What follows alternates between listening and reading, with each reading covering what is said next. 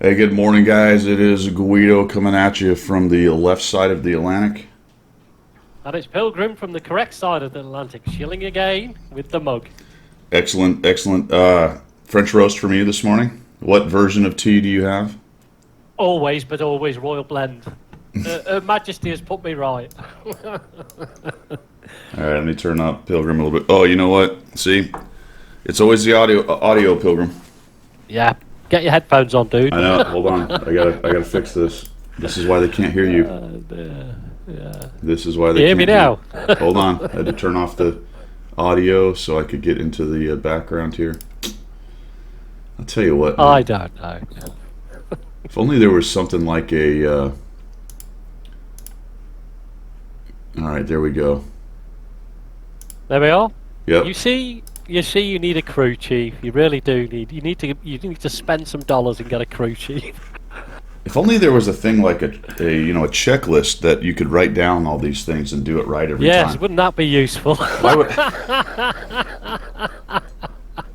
How you ever flew jets, I'll never oh man, I don't know how they work. I just fly them. You just sit in the cockpit. The computer does everything for you, doesn't it? I don't know what the We're going hell's. to take off now, Guido. You might want to, pump your suit up a bit. There might be some G-forces. There's the fire bits going out the back end. There's the shooty bits going out the front. I'm just along for the ride. But if I pull back, the trees get smaller. If I push forward, they get bigger. That's all I know. Oh, no. I tell you what, as a quick tangent before we start with everything, I was going to pass us by you. I watched a YouTube video the other day. My jaw dropped. It was an F-22 Raptor at AFB Tyndall, Yeah. which you know well enough, Yeah. doing an unrestricted vertical climb Yeah. from the runway. Yeah. And I am absolutely flabbergasted the amount of power the modern jets. I had to watch it like 5 or 6 times. It was like hairs on the back of my neck going and everything. Awesome. Yeah. I would just love to be a pilot, me. You know what I mean? And the noise. They have Wow. to teach the young kids that unlike any other jet. Now, if you're young and you just came to the 22, you might not really get this. Although you did fly the T-38, which is quite power limited compared to a F-22, but most jets you're pretty near mil power on climb out. You might crack it a little bit if you're number one, so number two can get back in there. I mean, you don't want to be doing 500, but you're climbing and you can set pretty close to mil power, which is the maximum power without afterburner. If you're flight lead, you'll crack it a little bit. Depends on the airplane what the technique is, but you're going to give a little bit of power to the wingman to rejoin. Right. In the Raptor, you're nowhere near mil power. No, I mean it's weird for especially the guys who flew the 15s or 16s. It's back a ways as and you're still like a scalded cat just going out there. And the altitude, there's standard departures, and if you fly a 15 or 16, you kind of understand depending on your base. Not kind of understand. You know what the departure is, and you have a good idea of what altitude you'll get to at certain points on the departure. The F-22 is about twice that. You're just Wow. it just has so much power. It's amazing. It was just crazy. I mean, if anybody gets onto YouTube, just put in F-22 Raptor at Tyndall, and you'll get it. It just, for me, a complete not a novice when it comes to this sort of stuff. It's just spine tingling. It must be fun being a pilot, surely. Oh yeah, the unrestricted climbs are fun because you take off, you gear flaps, stay as low as possible, and then And it just goes. yeah, and that's the whole purpose of it. At the end of the runway, you're still in max AB. You just crank it up. Now, I don't know in the Raptor I doubt they're still max AB because they could probably be 600 by the end of the. We would look for 400, 450, Wow. and that's about where Right. we want to be. Still max AB, but I bet the Raptor probably power modulates and doesn't until they actually start heading up, and then they'll probably plug it back into AB and. Right. It's awesome. I remember that. I mean, we've got the Spitfires that fly over the roof here. Yeah. Quite low, from Duxford, Yep. and that's something else. But when you hear the F-22 roar with that, you're like, good grief, that's the roof tiles falling off. That isn't it? Yeah, absolutely. You know, that's the first time I sort of noticed them. They had just come to Tyndall. We were still flying 15s.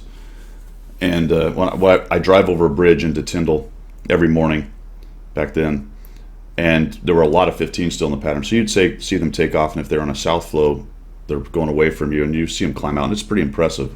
Even how fast 15 or 16 climbs out, so you'd see the two-ship go off. One day I'm going in there, and I see this two-ship take off, and then it's like, it's doing this. And I'm thinking, and I'm like, oh, it's an unrestricted climb. And then I went, no, they're not. They're just climbing out. I'm like, holy crud. And I could immediately tell the difference. If you had a two-ship of 15s and a two-ship of 22s take off in parallel runways, it would be like this. Wow. That would be that. You would easily physically be able to see the difference immediately on climb out, on how much more power the 22s had. Yeah. Well, that was a good tangent to start off with, wasn't it? Yeah. World of airplanes. What are we here for? What are we doing? I don't know, but it was cool. Yeah, I just had to mention it. It was just absolutely phenomenal. I really did enjoy it. Well, I hope everybody's having a good morning and a good weekend, guys. I don't know if drops are enabled for this stream. You guys will have to tell me. I just left that up. Reference my inability to prep everything correctly every time. But maybe you'll get some. I don't know. Channel news. Intros are now over. Also airplane talk is, well, we may get back to it. You never know. But get back to it. 100 battle challenge. I sort of got some movement on that. I'm working on the super Hellcat there, Pilgrim.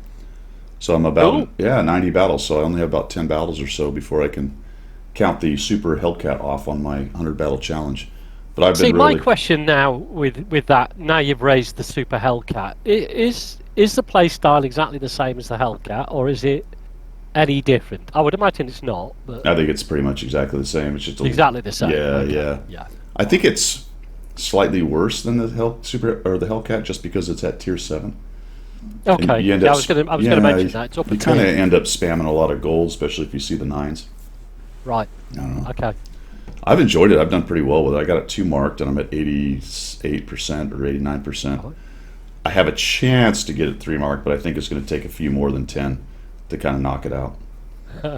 Okay. Yeah. Stickler makes a good point. It does reverse faster, so that's better. What you kind of need if you're going to face 8s and 9s, you need a little bit more ability to get out of the way. Yeah, because you've still got no armor, have you, or anything like that? So no, that's it. I haven't done any EU stuff last week, so nothing to report there. I'm not sure what my next move is on EU. What I'd love to do is, if there's a marathon, try to do it on the EU account, but I don't think I have the time to really sync. No. Because if you watch Quickie Baby do it, that's a full-time job. Yeah. Which is what happens with me, because I've got my competition account, not the Nablehorn, the other one, which I just do all the marathons and competitions on. Effectively, I don't play NA for nearly 10 days because I just have to go and do that. So that would be similar. Well, it would be less for you because you're a better player. You'd be able to get to the end point quicker. But it still takes me. It's still a grind, especially the way they have them designed now. They're not really anymore designed for a lot of people to get them for free. Yeah. So I don't have any essay on that, guys. We're going to talk about it a little bit later, but it's in the next week. I think it's coming out, but we'll chat about that when we get to it. Operation Chuck is ongoing. Still going for the 91st percent on his 8th skill. My Progetto 50. It's taking forever now, isn't it? Yeah. Well, I haven't played the Manticore much. I did touch on it a little bit in Team Clash, which we'll talk about a bit later. So it's slowly grinding. I might play the Manticore quite a bit. Progetto 54 review is out. That's the Tier 8 Italian Heavy, so if you're interested in that, check that out on the YouTube channel.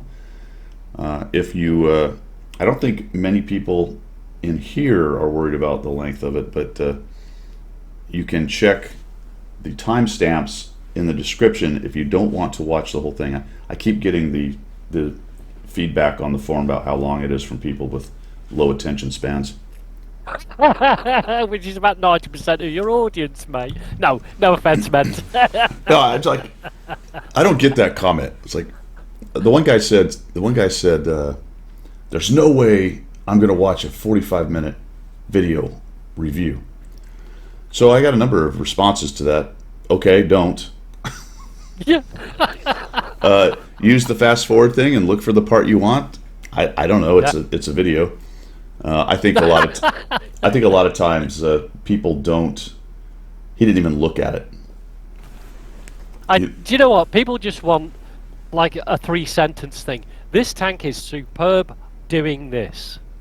Get it? Yeah, exactly, exactly. Which you can get at about 50 places. Yeah, absolutely. I could do that. I'm crap, and I could do that.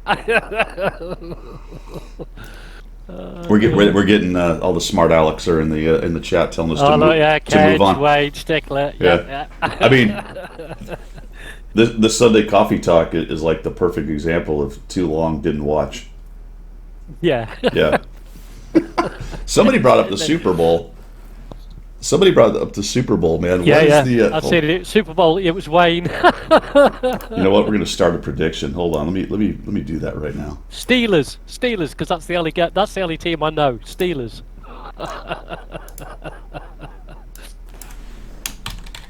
They're not in it, man. Do you even know who's in it? Do you even know who's in it?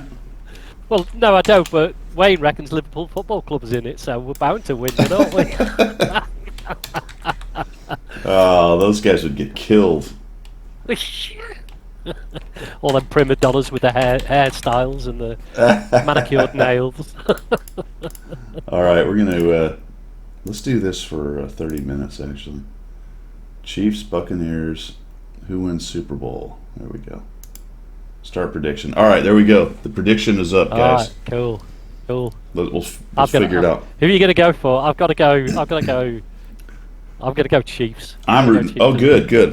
That'll give us something to argue about because I'm going for Tampa Bay, man. Okay. Well, yeah. I'll predict then. Florida team. Got to go with the Florida team. Okay. Next stream will be Monday with Stack Up, and then itchy ear. Monday with Stack Up, and then probably I think it's Wednesday is my day off. We got Liverpool, we got Man U, anyone except Brady, which would indicate Kansas City. It won't let me predict because I'm a moderator. It's just mugged me off. Oh no. Say, I had that same problem. Stickler is probably boycotting the NFL.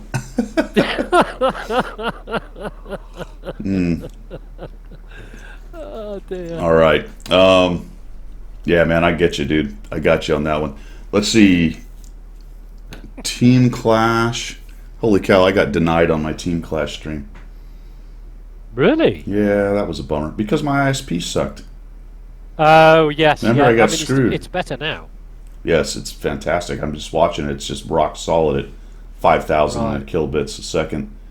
It's not yo-yoing. We don't get the swirly guy. I don't know if anyone's even seen a swirly guy the last 2 or 3 times. No, I'm not blanking out like I normally do, so that's quite cool as well. Yeah. So even over the Atlantic, it's working. Yeah. Yep.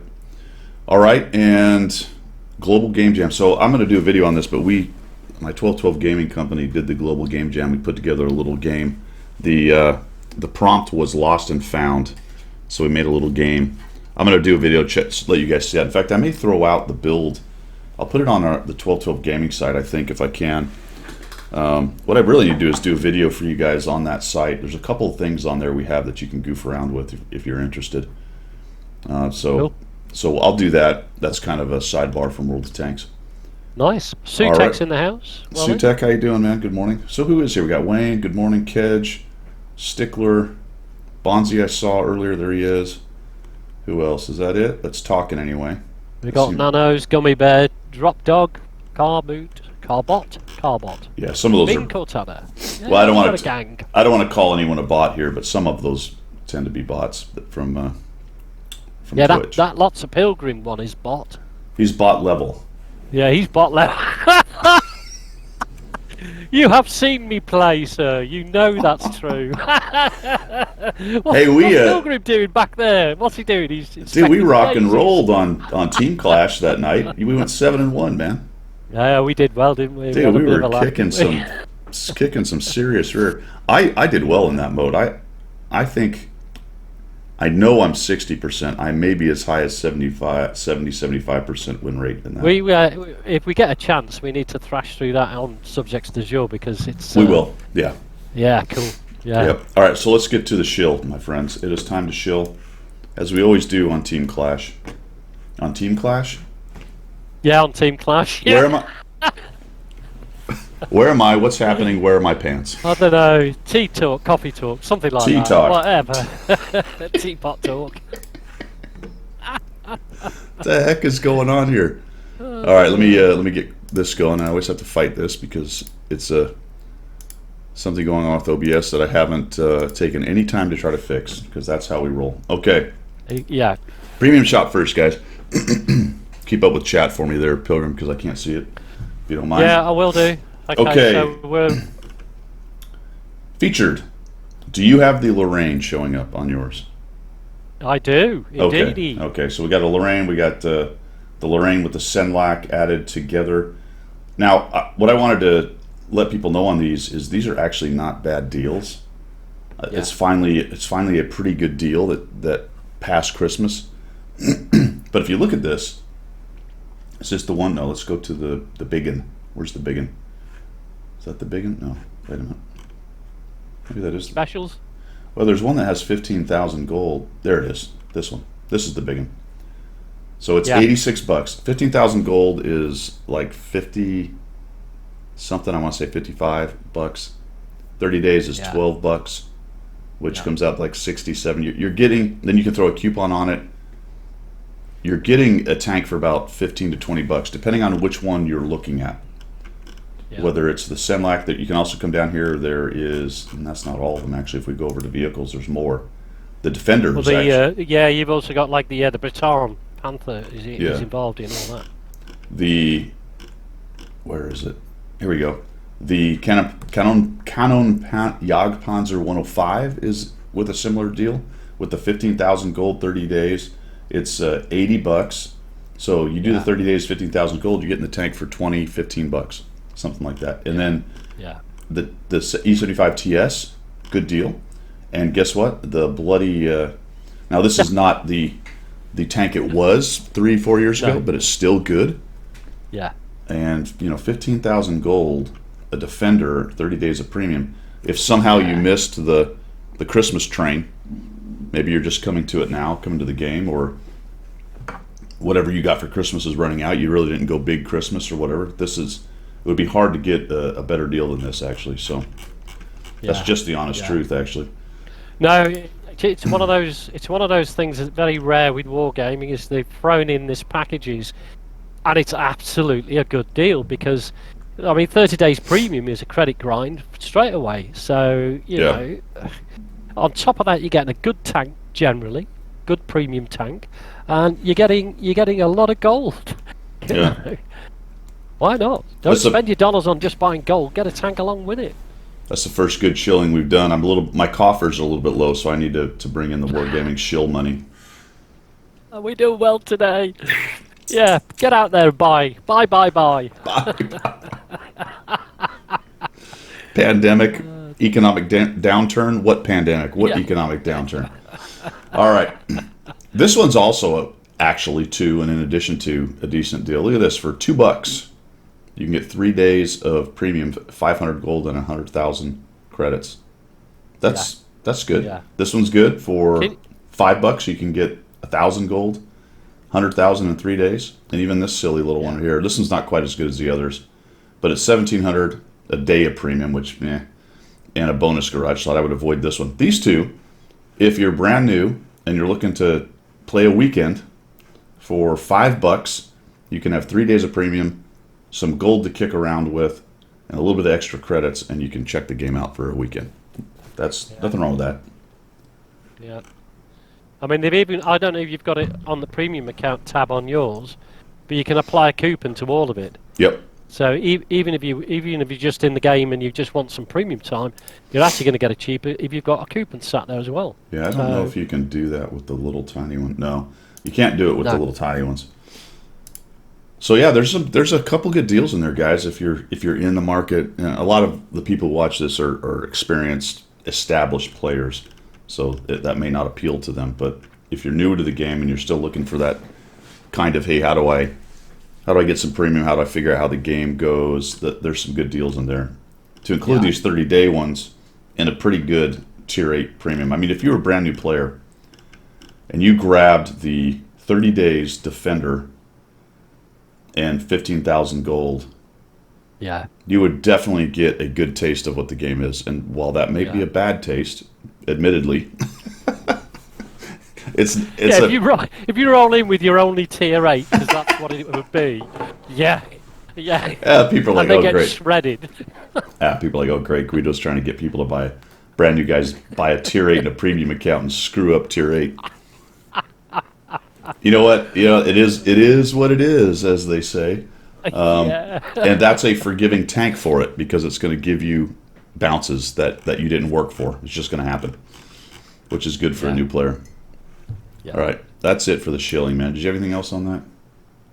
No, I'm quite impressed that Wargaming have gone out and done this, because having just got through Christmas, and I know it's February now, but it's like these are deals I would definitely, if it wasn't for the fact that I'm absolutely overloaded from Christmas, I would go for these. Absolutely. So, cool.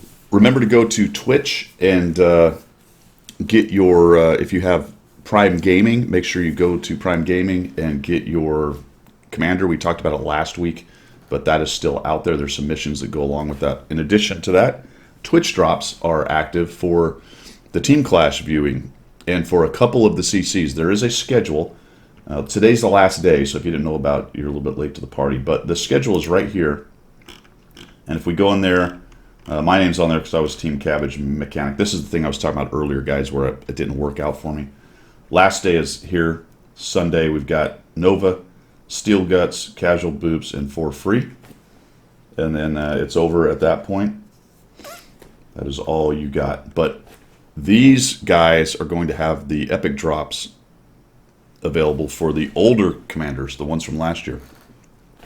Right, okay. Skill, and awesome epic guys, and whoever the other two were that were last year's commanders can be dropped by watching that. Now, I haven't seen any. Have you?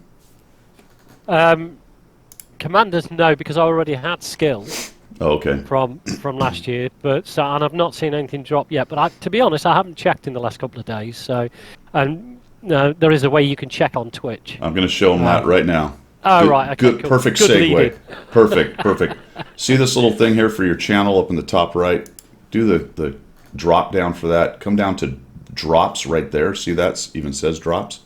Click on that, and you will find the drops you got. If you look at mine right here, you can see that 2 days ago I got the experience. I think it's an XP booster. I want to say it was a personal reserve for XP. So I got that 9 days ago. I got the Vini Vidi Vici, the Dynasty Wars. I got some of those things, but you'll notice that I have not got the commander. So has anybody got a commander?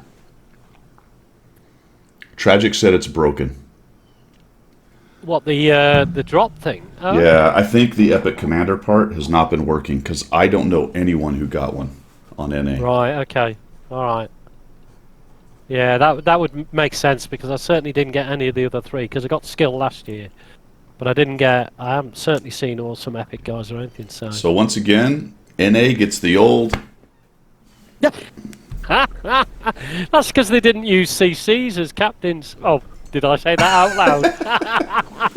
Don't start. Yeah. But that's none of our business, Pilgrim. None of our business. That's none of our business. No. Oh dear. Man, that's been a bit of a, oh man, can I use it? It's not a naughty word, but it's a naughty term. What a circle jerk that whole thing's been. Yeah, absolutely. You know what I mean? That's what it was. It was even a 2-circle jerk. Between the, yeah, going 2-circle. Yeah. Which is what it is. I mean, yeah. Single circle is something else entirely, but I don't know what you're talking about. me either. I have no idea what I'm talking about. Between the forum posts and watching the streams, people raging, and just it's both ways. It's not a factor of they really made a mistake and didn't use NACCs. It's just the whole. No. What is wrong with gamers? Why are they so? I mean, you can go from one high to a low because, you get this attitude that, NACCs are rubbish, and then, and then you get this big noise about why aren't we using our NACCs, and Yeah, you know what? It's the internet. Sutek said you need 5 keys to get an epic drop. That's where we're at. I have 5 keys. So I did. I don't know where they are now. I don't know, Sutek. Do you think you actually need 6, and that was the secret of the whole thing? There you go. Yeah, nobody got the 6th key. That's like one of those movies. It's like the movie The Sixth Key. Yes, I've been searching for keys across the world for the last 30 years. I found 5. I'm searching for the 6th key. That'll be the title of the movie. Yeah, absolutely. That's the one. That's the one. Yeah. Morning, Sparky. Sparky's in the house. Wargaming presents The Sixth Key. Tom Cruise would be the lead actor in that as well, wouldn't he? Yeah, he would. He would. All 4 foot, all 4'5" of him. Exactly, flying his jet from, and he can't see over the canopy. He's like, I can't see. Just a little munchkin in the back seat of an F-18. I heard a rather weird story. Is that he first of all, he likes all of his leading ladies or actors that work with him to be small, or if they're not, he has to wear stacked heels or stand on a box when they're filming. Sorry, just an aside, I mean, Well, they do that. Absolutely. They use perspective and then different things so that they do that with any movie. Okay. Any movie where they're trying to make the leading man who's short look taller, or if they've got a tall statuesque leading woman, there's no way they can have her look taller than the leading man. That just wouldn't sell. Okay. Yeah. Don't you just love Hollywood? Anyway, let's move on from Hollywood. I mean, so many of these leading actors are little effete dudes anyway, right? Well, Let's be honest. Let's be honest. They are. Yeah, and you've seen. No offense to any of them. Well, maybe a little offense, but no offense to my viewers. If you were a how do I put this? If you were a thespian in school, you know what I'm talking about. Even if you're a big guy, most of them are of a certain kind of person. That's just the way it is. Yep. Anyway, I mean, to be fair, I'm 5'6", and I did study English literature and Shakespeare. See? Exactly. If I was 6'4", I would have been playing rugby. Oh, hang on, I did that as well. I'm going to get canceled for hate speech against thespians. Absolutely. Yeah. Absolutely. Yeah. See, Sutek is on my wavelength. How on earth does Tom Cruise become Jack Reacher? I mean, I'm a Lee Childs aficionado. I love Lee Childs as an author, and his character Jack Reacher is not, in any shape, way, or form, Tom Cruise. So what's Jack Reacher like? What's he described as? He's almost a 300-pound hulking monster of a guy. He's like 6'8". Really? He's an ex-military policeman officer. He's got hands the size of 2 of mine together. He's built like a solid rock, and he punches before he talks. That's not Tom Cruise, is it? I had no idea. That's hilarious, really. Yeah, he's Zimbo, a how you doing? brawler. No kidding. Get a Lee Charles book, get one of his originals, and read it up. It's a good read if you like. And it just is. And he plays an old vet who has no home, and he just wanders the country, sorting people's lives out with fists and. So how do they come up with the rest of the movie? That whole movie was about some kind of high-powered spy dude, right? Yeah, no, he was an ex in Lee Child's book. He was a retired military policeman. He was a captain. I want to say colonel, but he was probably a captain or a major, I think. Sutek will probably put me right. And instead of having a home to live in, he decided to go off grid, and he just kept his one bank card, which accessed his pension, and he lived off his pension, and he basically hoboed around America solving people's problems. He would thumb a lift, somebody would have a problem, he would solve it, either with these or with this. Nothing like what Tom Cruise did. I mean, kind of like that Kung Fu movie with, what's his name in the 70s? David Carradine. David Carradine. What was that called? Yeah. Kung Fu? Kung Fu, yeah. Wasn't it called Kung Fu or something like that? Kung Fu, yeah. Absolutely. That Kung Fu film that was called Fu Kung. That was the one. How did that conversation? I just spit. How did that conversation go with the directors and the guys? All right, we're gonna have this movie. We're gonna have a guy. It's gonna be a white guy. He's gonna be vaguely Asian, but he's not really. And he's gonna know He's gonna know karate because you know kung fu. And he's gonna wander around. He's gonna be a hobo, but he's gonna randomly fix people's lives as we go through. It'll just be his adventures as he wanders around America. What do we call it? It's probably like crickets. Yeah. Someone's like kung fu, and they're like, yeah. Great name. Brilliant. Somebody got paid for that as well. Although maybe that was just the placeholder name, and then after a while they couldn't come up with anything better. Yeah, they forgot to change it, or they just never came up with anything better. Like, just leave it. It's fine.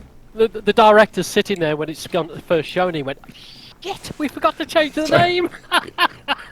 I'll leave it. What are we calling this show? I don't know. We just left it at Kung Fu. Okay, it's fine. Yeah. Good Lord, man. Where were we? Where are we? I don't know. Twitch drops, new Twitch package. Pizza is love. Pizza is love. That's a code for a Progetto 46, the medium version, premium medium, 3 days of rental. I guess I need to put that out before anybody goes, ooh, a free premium. It is a rental for 3 days, and I think there's a mission. Okay, that's cool. I mean, I put it in this morning, but people need to put pizza is love, not P-I-X-X. Not Pixa. Like I did. Not Pixa. It is not Pixa. It's not pizza is love. There's a Pizza Progetto emblem or something that comes along with it that you get for the mission. I don't know if there's boosters. I sort of looked at it, but I don't know if she talked about it or not, so... Actually, I did the... I've got personal reserves and ×5 experience, additional crew experience per battle I got. I just did it this morning. There you go. Yeah. So pizza is love. Consumable sale, guys. If you did not know, today's your last day.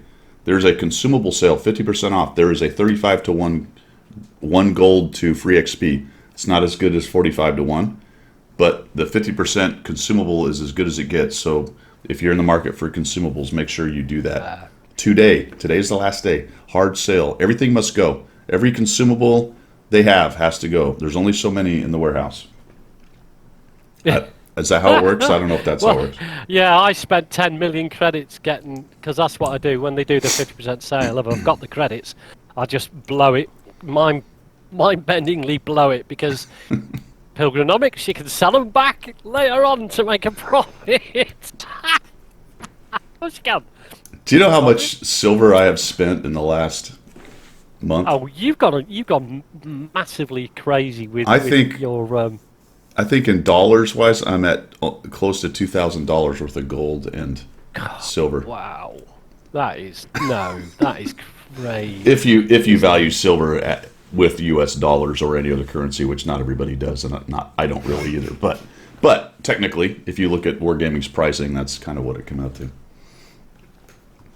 Zimbo and Talk to Me Goose are in the house. Hey guys. Goose, what's up, man? How'd your stream go yesterday?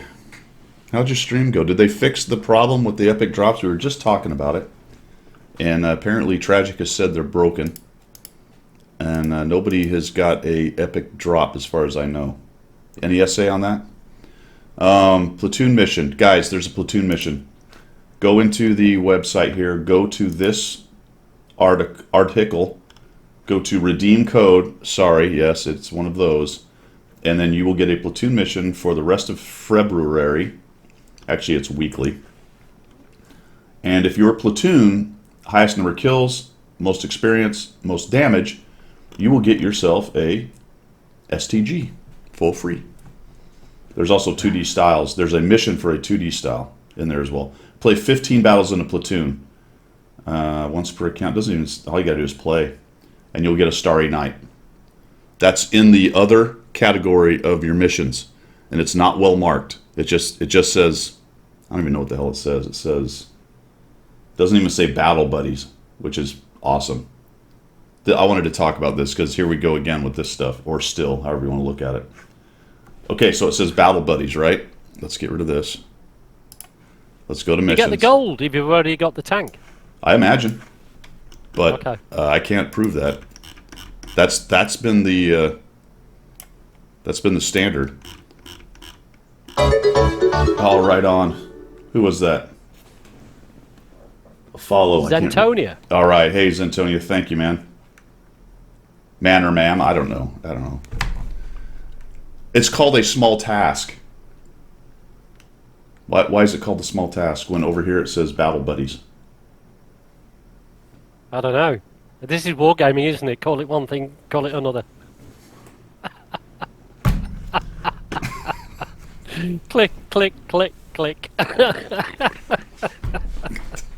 Oh dear. Anyway, this is where it is. 15 battles. It does say Platoon right there. And you get your Starry Night. So that's how I matched it up. You know, I'm not even sure it is the right connection because it's not called the right thing, but I'm pretty sure because it is 15 battles in a platoon and a Starry Night as a reward.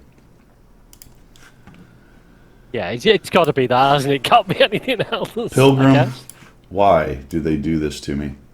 I don't know. There's no logical sequencing with wargaming. You know, it's almost as if they do it on purpose to throw people off the track. You know what? I think I know what it is. They have an old tech-challenged guy like me who can fail to start an easy stream correctly week after week. They have that same. They have me basically attempting to put this together, who only has a vague care about whether it's right or not. Yeah, because they actually work off this principle. They use these. They just write it on a sticky note. Do you have your notes? Do you have your notes with you today? I do. I have my book. Can we see? You want to see it? There, look. There it is. And all the stickies are there. Look. Don't show them too much. All of our secrets are on that, man. All the. No. See that? If you can read that, that's my location of my base on DayZ. Aha! Gotta change that now. Wait, what? Oh dear. That's recorded for posterity. It'll be everybody scabbing my base now, won't they? Yeah, that piece of paper and booklet is how you put together a podcast like this that's this successful. That's how you start with that. Well, you bring all the games in. You call it World of Tanks Coffee Talk, and you bring in. I mean, it's like the Joe Rogan show, isn't it? You bring in any subject you like and throw it out there and just do it. This actually brings something up I've been meaning to talk to the community about.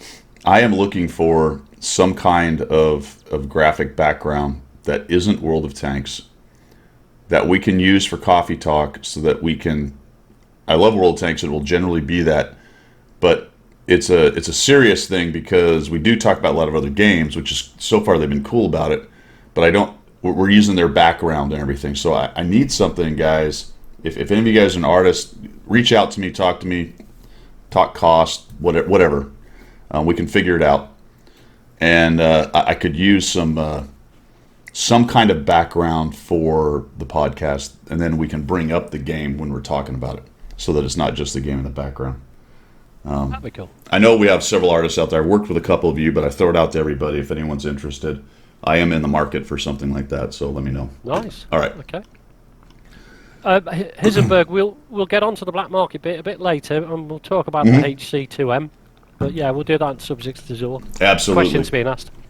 Absolutely, we are on our way to that. Okay, I think that's all of the things I wanted to talk about in shilling missions and specials. There's a Chilean Independence Day special. Is it a Chile flag or something? Long live Chile. Yeah, it's a paint job, isn't it, as well? Is it not a paint job? Yeah, it looks like skin. Yeah. There's some personal reserves. There's some shield, flag, and long live Chile. And by reason of force, a 2D... Oh, check that out. It's a Chilean. Oh, okay.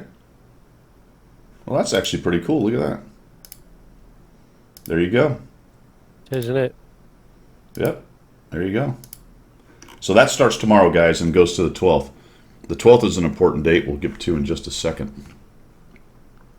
Let's get rid of that. And we're on to... Can I come back to something very, very quickly? Sure. on the main page for World of Tanks Home News, if you look down from the first line, there's the second line. It's got the sandbox, the WZ fast track, and then it's got at the end the European Quartet. Have you got that? The European Quartet on the in the On the store? on the news page of the Wargaming site, World of Tanks site, NA. European Quartet, 30 days. Yes, I did not see that. Right. I'm going to have my penny's worth here, if you don't mind. Oh, well, It's those got are the in ones there, that you were in the click on it. special. Yeah, those are the ones that were in the. Okay, go ahead.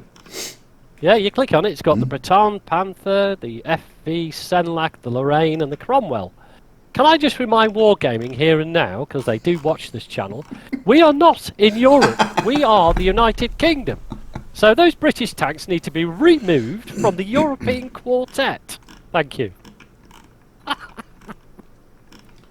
So now sorry. we have to have a special Yes, United Kingdom whatever. Yes. it is. yes. United Kingdom pairing. Not quartet, because we don't want the French with us. To start off, they got Lorraine in there, behave. Anyway, so... no more European quartets, please, Wargaming. Thank you. What if it's a really good deal? I don't care. Oh, really? I don't care. There is no deal with Europe. Quite literally, hasn't been signed yet.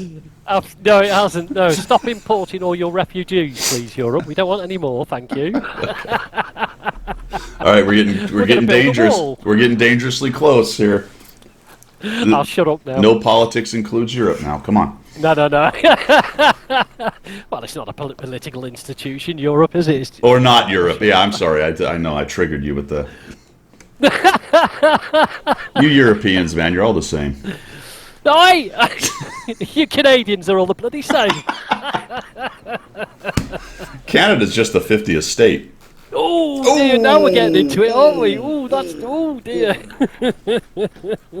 Shall we stop now? Shall we, mate? It's just the 50th state with state welfare and medical care. Proper health care. Proper Sorry. health care. Which is why they always come to America to get it, right? Yeah, okay. Anyway. Enough. I'm sorry I started that now. We just got all kinds of... That was silly. All right. All right. Subject okay. to back to games and tanks. Hey guys, Watt is coming to Steam. Cool. Yeah. Do you know why it's not cool? Or is it cool? Is it cool? Well, do you know why it's not cool? Somebody put in chat. I'm going to ask the question. Who's been tracking this? What is the problem that's going to happen with? It's not really a problem, but it's kind of a funny aside, maybe / problem. Anybody know? Anybody know? World of Tanks comes to Steam. You're a Steam customer.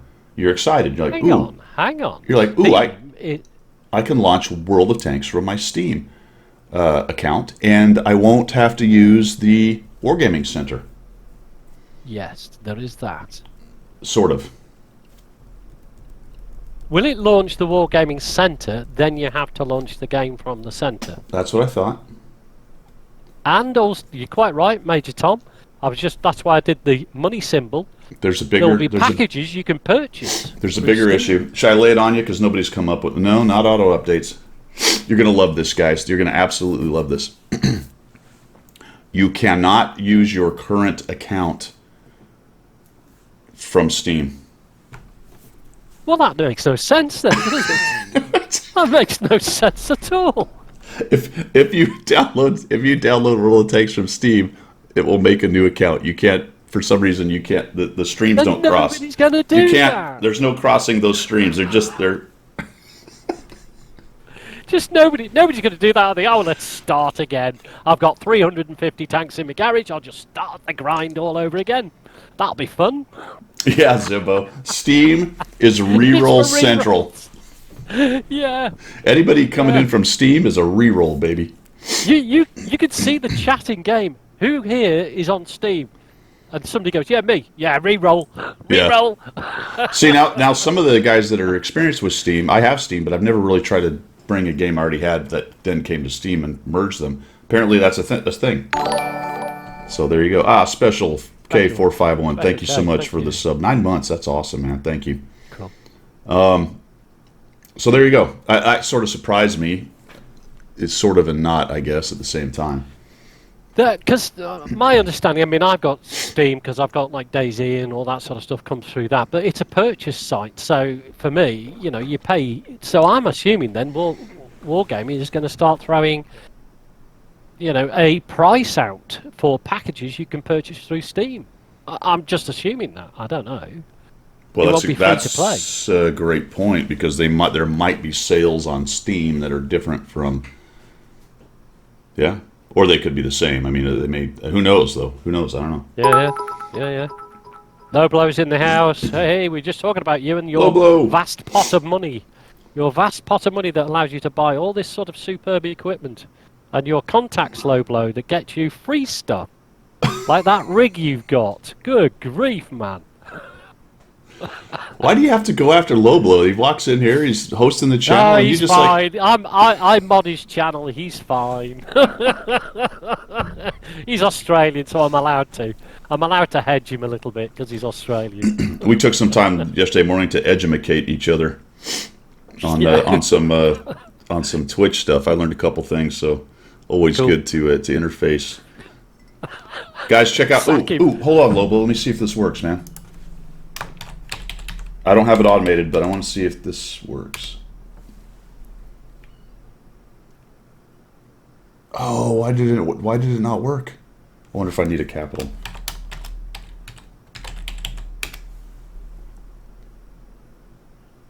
Well, it's a capital B as well, isn't it? Well, I didn't. Sorry. Okay, now I'm irritated. Hold on, folks.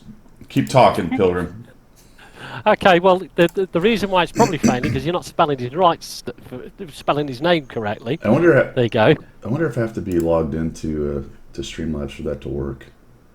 Major Tom, you're right. Exclusive content deals. That would be interesting. What do you mean sack him, low blow? What do you mean sack him? Bloody Australians. With He is a bit. his He is a bit stupid- redundant. Low blow. Oh, okay. Yeah, the command on yours. Actually, I forgot to fix the command. All right, this is gonna be funny. You're gonna love this, Low blow. Check this out. Remember, we were doing shout outs. So this is how it actually is right now. It's so Low blow. Ah, brilliant. All right, there's Low Blow's link to his Twitch. I gotta fix that because I don't need the shout out thing on it, right? Why would you do that? All I need is the command for that. But anyway, there it is. Check out Low Blow's site. There you go. Cool. Yeah, check out his rig. Awesome flying videos. Well, good content all around, but mostly the trademark DCS stuff. Can I just top and tail this whole rig thing, Guido? Right? Yeah, I you have never keep seen- mentioning gazing at his rig. So go ahead, man. I know, yeah. Well, first of all, he streams in his budgie smugglers, which is like so disconcerting. You know, it is absolutely. He needs to put some clothes on when he streams, please. That's the first thing he does, and then he's got this rig which he's been given by whoever, and it's a complete cockpit of whatever it is. I don't know. I don't do planes, but anyway, and.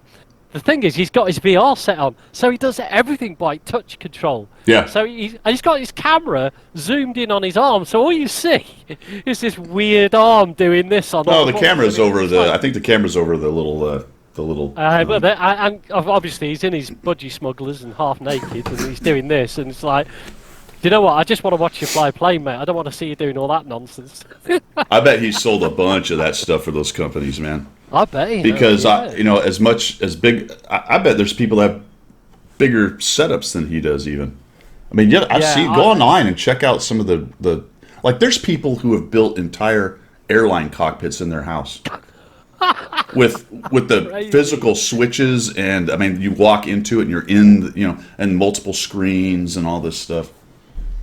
It is crazy. Wayne says, I remember when we taught tanks, but that was yesterday, Wayne. Come on, get with the program. All right. Let's get back to tanks. Yeah, let's get back to things. Yeah, so Steam, gonna be a new account. Italian heavies so far, I've kind of enjoyed them. Yeah. I've also enjoyed over on EU having a little bit of a sparring with people telling me the Caro P88 is terrible, and me telling them they're wrong. Yeah, which is good fun. It is good fun. I enjoy that, man, because people follow content creators a little too closely. You know, Yeah, they will quote the big hitters yeah, constantly. yeah. Someone comes out, someone I won't, who will remain nameless, or name someone's plural, and say, it's crap. Yeah, And people won't take that with a grain of salt and go, okay, well, why do they think that? Well, because this is a person who says it's crap unless it's very good, and that's fine if that's your criteria. Often, I don't think it's articulated that way. no. And then everyone in the forums, and then you come in with any kind of contrary. Well, you know what, guys? It's actually not crap. It's average for me to slightly above average. It might be average to slightly below for you, depending on how you play the game. But there's nothing wrong with it. It's a balanced average tank. Like, oh, it's the worst tier 7 there is. Yeah. I'm like, no, dude, it's not the worst. It's not. It's objectively and provably not. No. I quite like the fact that it's not overpowered. I like the fact that it takes a little bit of thought to play the tank. I think the Italian line, all told, I don't have the tier 10 yet, but the Italian line heavies, all told, is a thinking man's tank. You've got to think what you're doing. You can't just roll in and steam over. You've got to play the game properly. You've got to play the tank properly. So I never take anybody's review that says it's crap as gospel. You might as well just not play the game if you're not going to try the tank for yourself and go off somebody's word. Well, that's the other. Something like you have a considered and detailed review. That's useful. At the very end of it, if you said, well, it's not for me, well, that's fine. It's not for you. But it might be for somebody else. That's the other part that drives me crazy, Pilgrim, is when people play it like, I played it 3 times. Here's my review. Yeah. Yeah, I know. Yeah, that's Okay. a brilliant sample size, isn't it? Three. Because what they do is they look at the numbers, which are useful. They play it 3 times, and then they make a snap judgment without kind of understanding or even talking about how it fits in the larger meta, what might or might not make it work, even if the numbers are good. There's plenty of examples of tanks with good numbers in certain areas that are not great tanks. Yeah. You look at it and go, wow, this should be really good at blah, and it turns out not to because it has a weakness somewhere that precludes it from using. Well, the playstyle's not right for it. That's exactly. There's some other weakness or thing about it that makes that other stat not as useful as you might think. So you can't just look at the stats, play it a couple times, and go, I know everything about it. Unless you, in my opinion, are an honest broker and articulate that fact and say, all right, I only have this much experience. Here's what I think of it, and that's valuable if you're a good player and a big content creator and you have made good content about things, then even just a good player, you could have a good idea. But to make this very definitive, it's crap, it's good, it's great, it's whatever, off of 3 battles, looking at some stats and creating a video, I think that's a disservice, I think, to people. I think it is, because you're not giving the people who go out and play this game, you're not giving them a fair chance at that tank. What you say, and you will get a large majority of people will look at those look at those content creators and go, okay, I'm not going to get that tank. I'm not going to bother with that line. And I've been guilty of that in the past. I mean, with the exception of the wheelies, which I've refused to grind on my NE account. Occasionally I've gone to a point on the grind line, I've gone, right, I'm not going any further because everybody's saying that's crap, and I'm not going to grind on that tank to try and get to the next one. And I've stopped doing that now. I'm revisiting that now. I'm going to tell you how I learned that so much of the content that's put out is pure hype and BS and just for clicks, is because I played every tank from tier 5 and above. I have ground them all. I did not skip through. Well, very early on, I used some free experience and got through modules and maybe the extra part of some tanks, just because it's the old, I got to get to the next tier. If I only get to the next tier, I'll be a good player. That pretty quickly you learn that. From then on, I have ground every single tank. I played them all, and what I have found is that in fact, wargaming. We talked about this last week. Is this is going to shock people? Is pretty good about balancing their tanks. Now, there's tanks within the margin of good to bad, certainly. Some could use some buffs, some could certainly use some nerfs. But overall, every tank is viable, if not enjoyable. Yeah. So I guess it's a. I That's mean, you've proven a point with the Manticore, with the Manticore. It was absolutely slated by every CC across the world, and yet you go out there and you've just smashed it. So, and I'm not saying that personally for you. There are other Manticore players who will support that. And I've just started playing it. I've got one battle in it so far, and it was an absolute doozy. So I'm quite happy with it. You know what I mean? Well, I'm actually not that great in it. I mean, I only got it one marked. I don't even know if I'll ever two mark it. There's some people that are really kicking some rear in this thing. Yeah. Because yeah. that's the other part of it. There are so many players that never watch videos, don't really get on the forums, and are extremely good players. They just play the game. Yeah. They don't worry about all the. They may watch stuff, but they don't really interact. So you don't know that they're there, basically.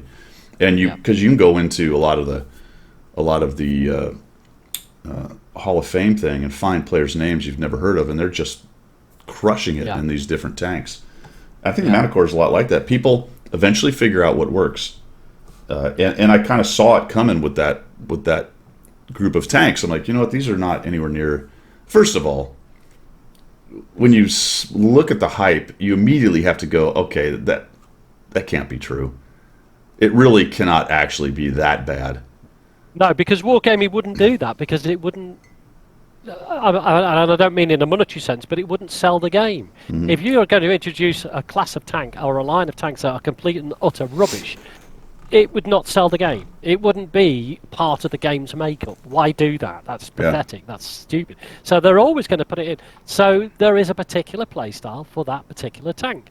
Play it well because you're playing it in the playstyle.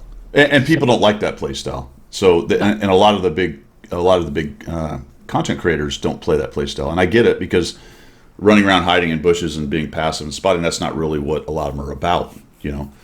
Also, if some of them, a good number of them are kind of sit back second line guys, not campers, but kind of farming from vision range stuff, and it's not fantastic at that because the gun's not quite good enough, and there's not enough rounds in it to just keep doing that kind of thing. So I get why they might not like the playstyle, but just to come out and go, this is terrible, it's a horrible tank, don't play it. It's like, dude, that's a disservice to the community. Why not go, hey, for my playstyle, this doesn't work. Here's some strengths of it, and oh, by the way, I'm willing to look at the numbers and go, it's not the worst. Exactly. It's objectively, provably not the worst tier 10 light tank, but that legend is now lives on the forum and in the community, and the same thing with the Caro P88. It's basically, it's no better than a Tiger P. That plays to those tank strengths, because, Guido, what happens is if and I think we all do it, those who've got experience, when you look at the tank makeup before the battle starts, those players who think that those tanks are rubbish, if they're opposite those, they go, I can discount that one, that's rubbish. So you actually get a strength given to you by that attitude. So if you're playing the Caro or the Manticore or something like that that has been slated, you're already ahead of the game, because people are going, well, I'm not even going to figure that one in because that's rubbish. Oh, hang on a minute. And at the end of the game, they find they've been spanked rotten by this tank that's crap. They're like, how did that happen? Oh, he must be a great player, that fella. Yeah. Yeah. I mean, I'm a crap player, and I did absolutely awesome in my Manticore, my first battle. I was loving it. I was stuck in a bush, and I was spotting for ages, E3s, which were popping out and getting mullered. I was getting quite a lot of experience. And then I thought, now to go on the offensive. A little bit like Chuck taught us to do. And away I went, and I was doing circle of death around everybody, and they were hating me. They were missing me by E3 was going boom, and it was going. Well, that's that's one of the things. For example, one of those intangibles that the British light tanks have that are so tiny, they're just physically hard to hit. Not that the RNG is different, but when you're controlling your mouse and your tank and trying to put the pipper on, they're a smaller target. The amount of leads you need, being able to hit a smaller target, because the profile's like that. The profile's low, the miss distances, all that good stuff. It can actually be more difficult. Dread Shells makes a good point in chat. Yeah. Yes, absolutely. That is basically what happens, as long as I keep it within reason, and in my opinion, continue to update the old content so it keeps up.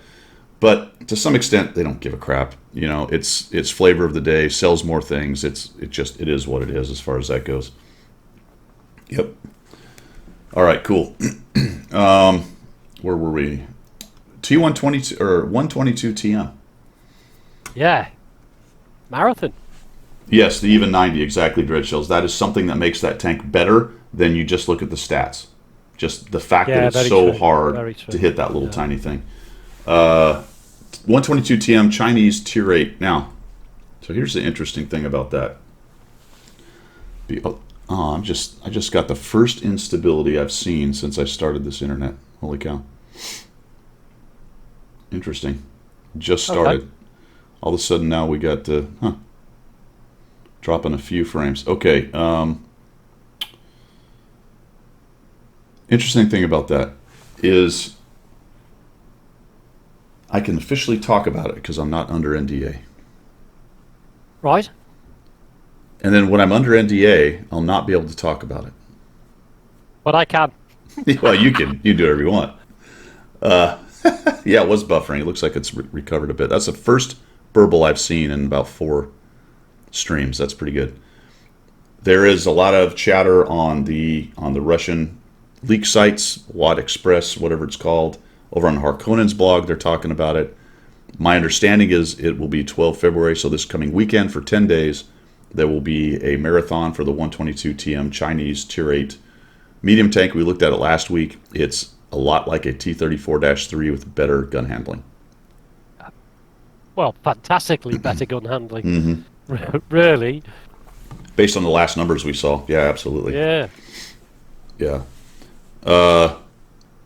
Yeah, I don't know. I don't know what that's going to look like. I don't know if I'm going to get a tank to do a review on early. I'm not under NDA right now. I'm simply repeating what's said on Harkonnen's in the leak site. The whole situation with that is farcical, but whatever.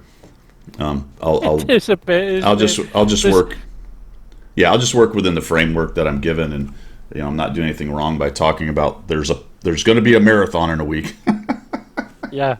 But And it's possibly for that 122 team. But it's a secret, except that I can talk about it if the official leak site has officially leaked it. Yeah, that just makes me black want market. to. I just want to choke my own self out with that. I just like, oh my god, come on.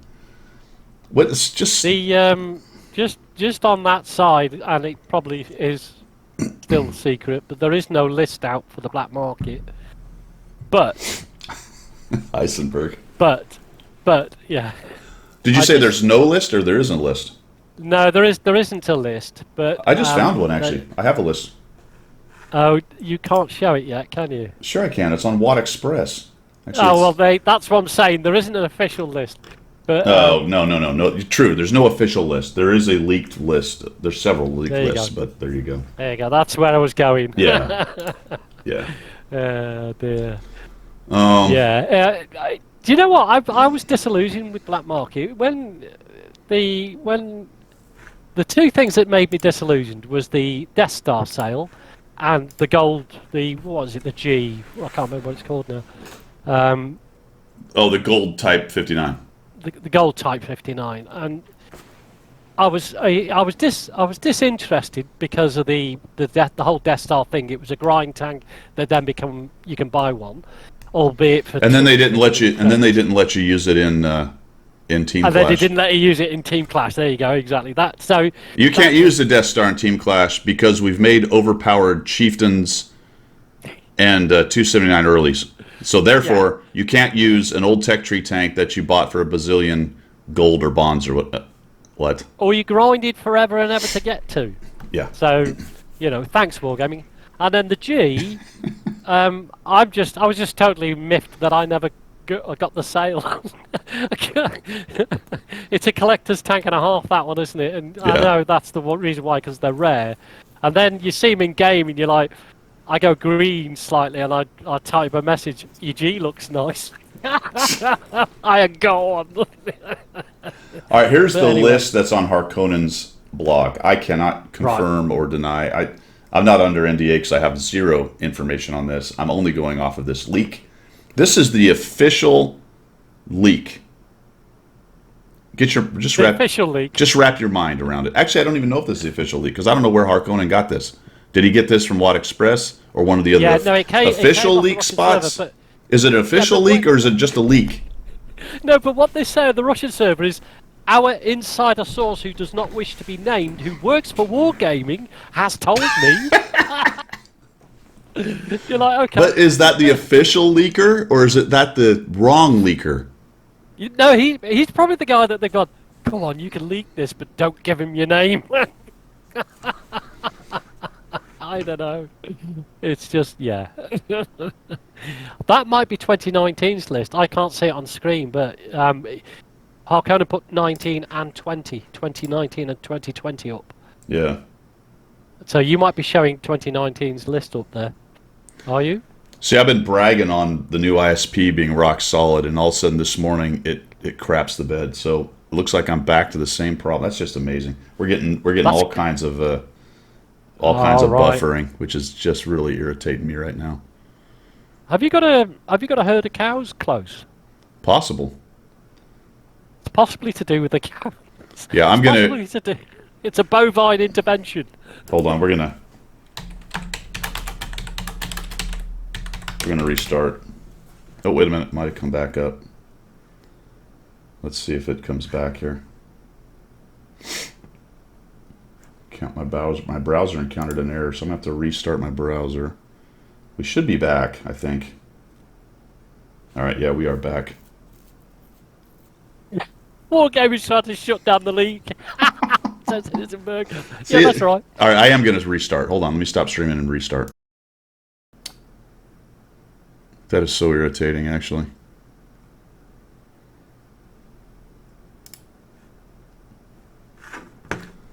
Let's do. I'm gonna drop this down a bit. See if we can help it out a little here.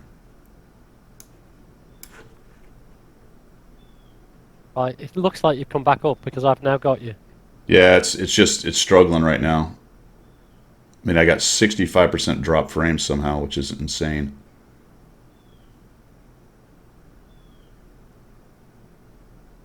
All right, so this list, yeah, that sucks, man. No, it's just really struggling. All right, we'll just continue, man. Sorry, guys. Good morning for free. What's happening? We're just having some internet issues here today. All right, so this is the list. The 41. Someone said it looked like an old list, so I don't know. This was. I think it's 2019, and then you've got 2020. You've got two tabs in Harkonnen. Oh, never mind. There we go. 2020. Yeah, sorry, I missed that. So Lance and C.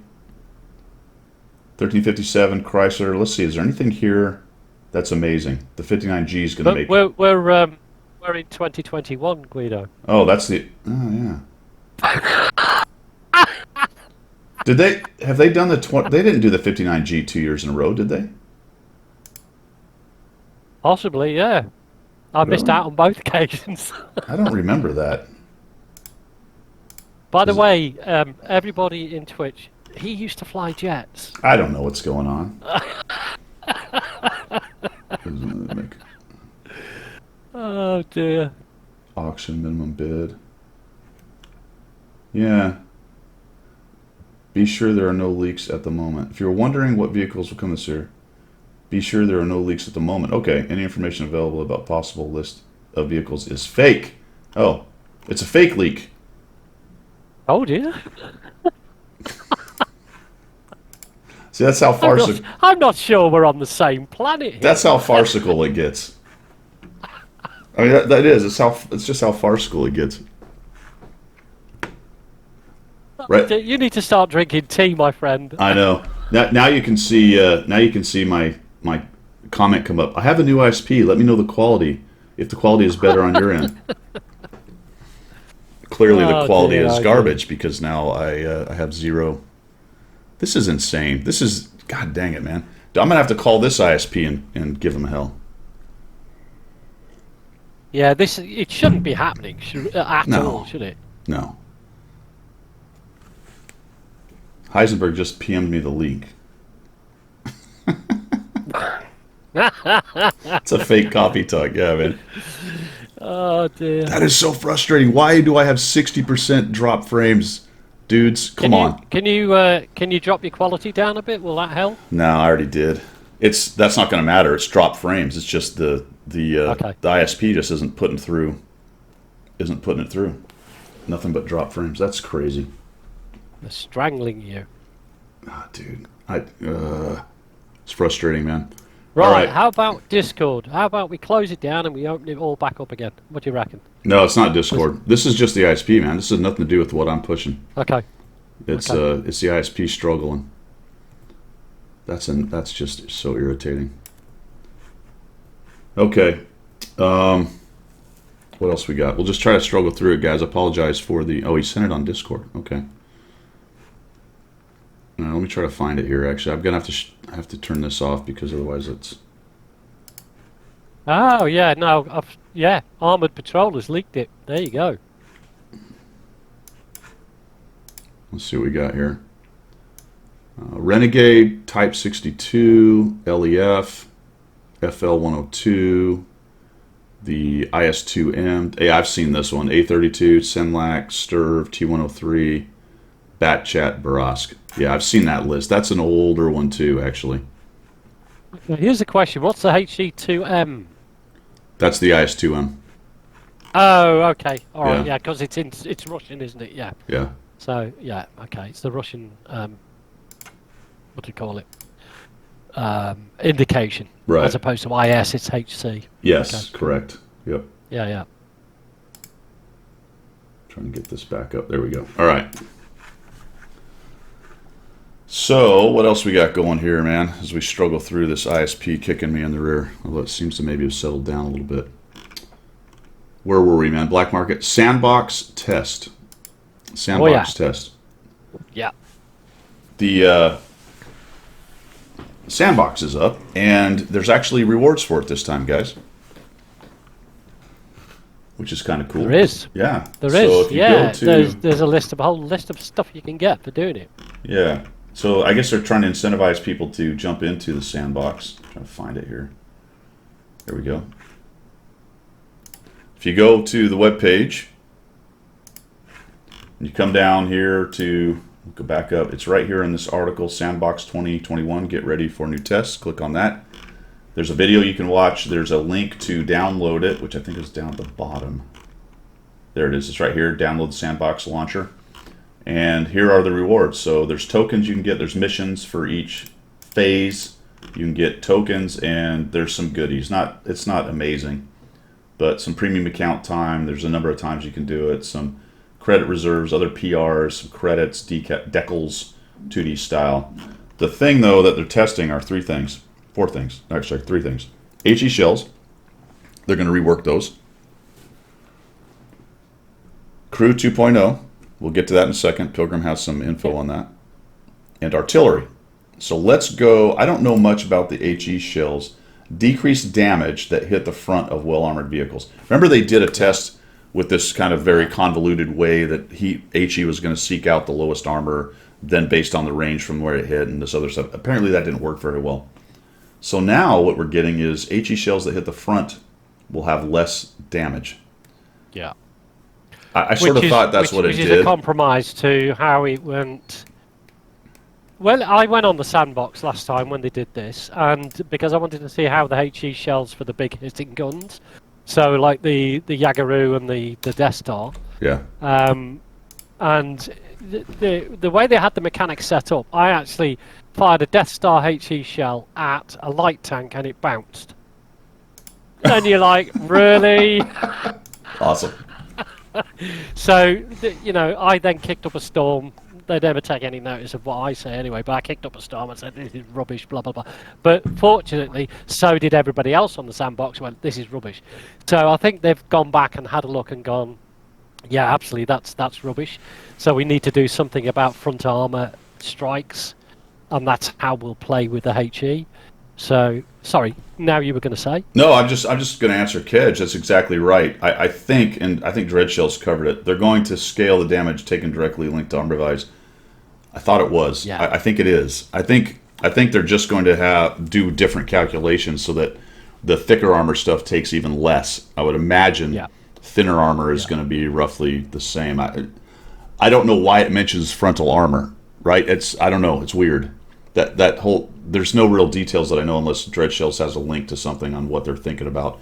It is test sandbox actually, which is different than test. Anyway, sandbox. I mean, when you test. just to add to that a little bit there about HE, myself and one of the clan guys, Geo, went in and we did the test with the IS. Oh, I can't remember what it is. The one with the bed springs on the side. Yeah, to see if spaced armor would, and it actually has an effect on HE. So, spaced armor. Well, spaced armor always has. Yeah, absolutely. Spaced armor causes it to explode further away from the from the armor. So there's less. That's been a mechanic already, but now we're talking about messing around.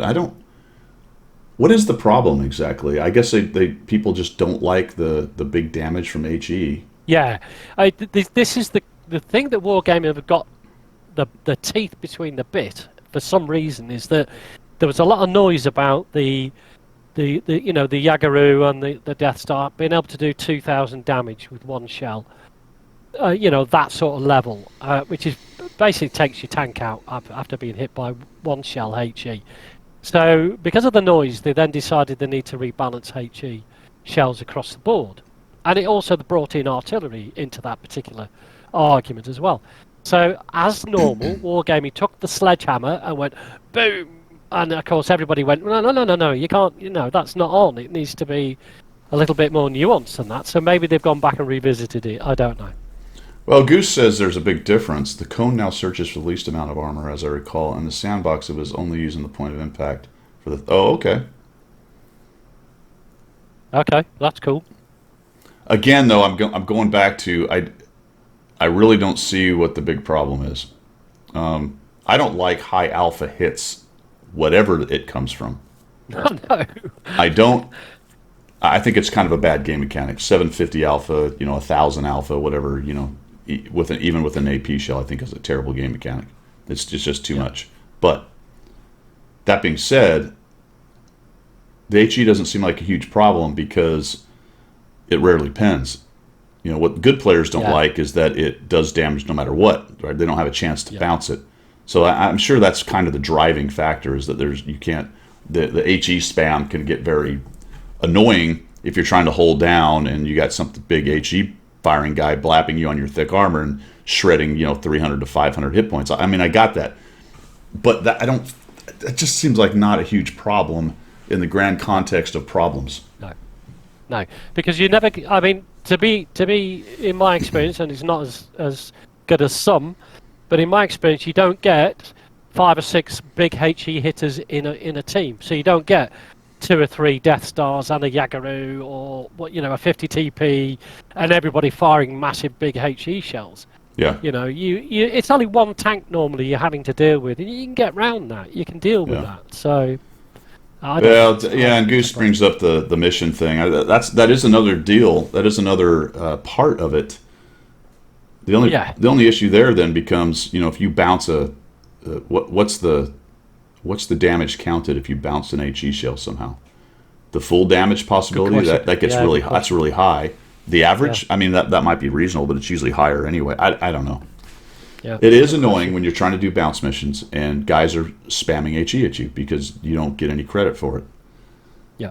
That being said, your mention that it's not really, scores of HE fires running around.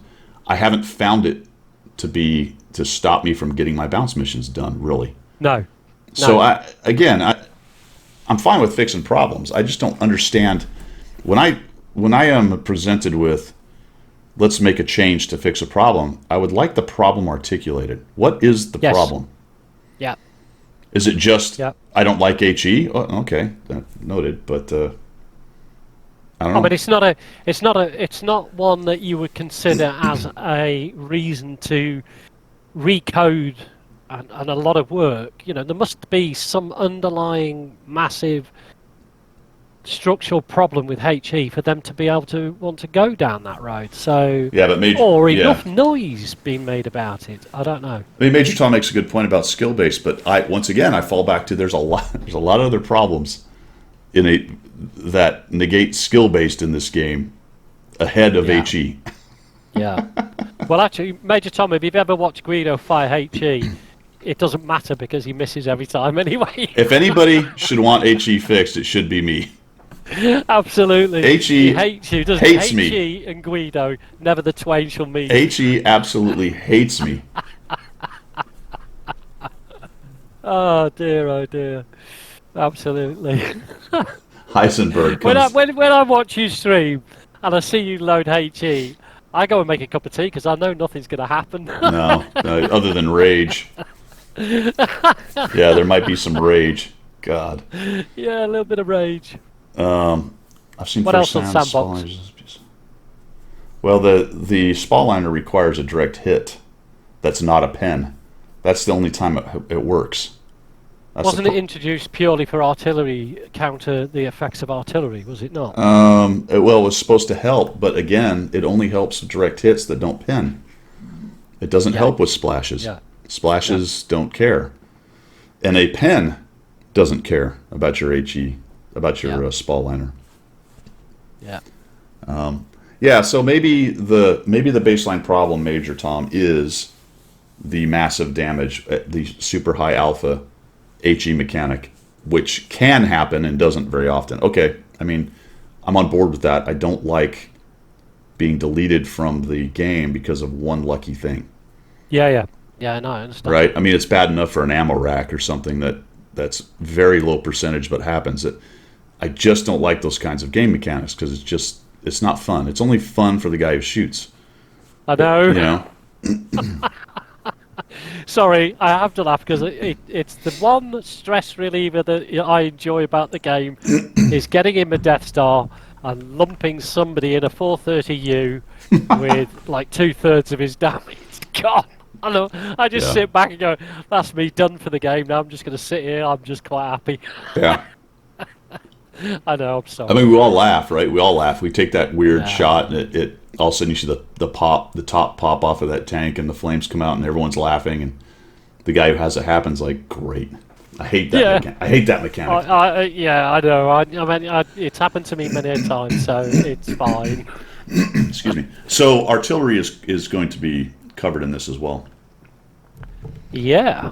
Interestingly, you're going to get a indicator that you're targeted, and there are going to be better tracers. I'm way on board with the better tracers. That's going to make counter artillery more viable. Yeah. It's always been my contention that the base reason why people don't like Arty is that it is an unaccountable damage dealer that they can't do anything about. Making better tracers will help that because other artillery will be better able to take out the enemy artillery, bringing them back in line with the baseline of the game, which means if you move and fire, it can be dangerous to you in some way. Yeah. And you have to manage that. So bring the artillery back into the game in that manner a little bit. Whether that makes people counter or not, I don't know.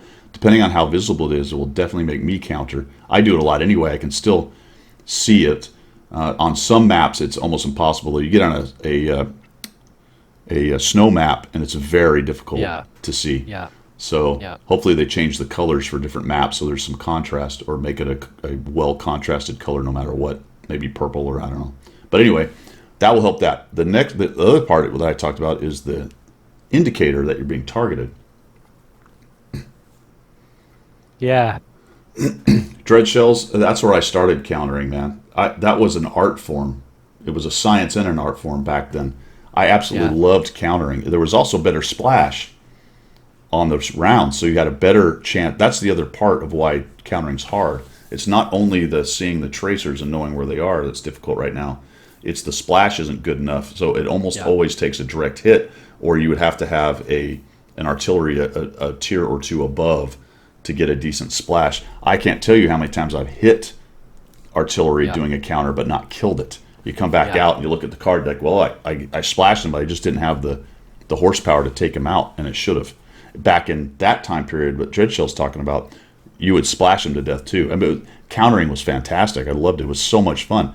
The other part about that back then is artillery was so important to the match that if you could Yeah, counter a one or two early, it completely changed the complexion of the match for your team. yeah, yeah. So I mean there are times when artillery has been an absolute game changer in the past. The ability to one shot. I've seen artillery pieces carry the game at the end because there's 3 near deads on the enemy yeah, side and 1 artillery piece, and they've just taken those 3 near deads straight out.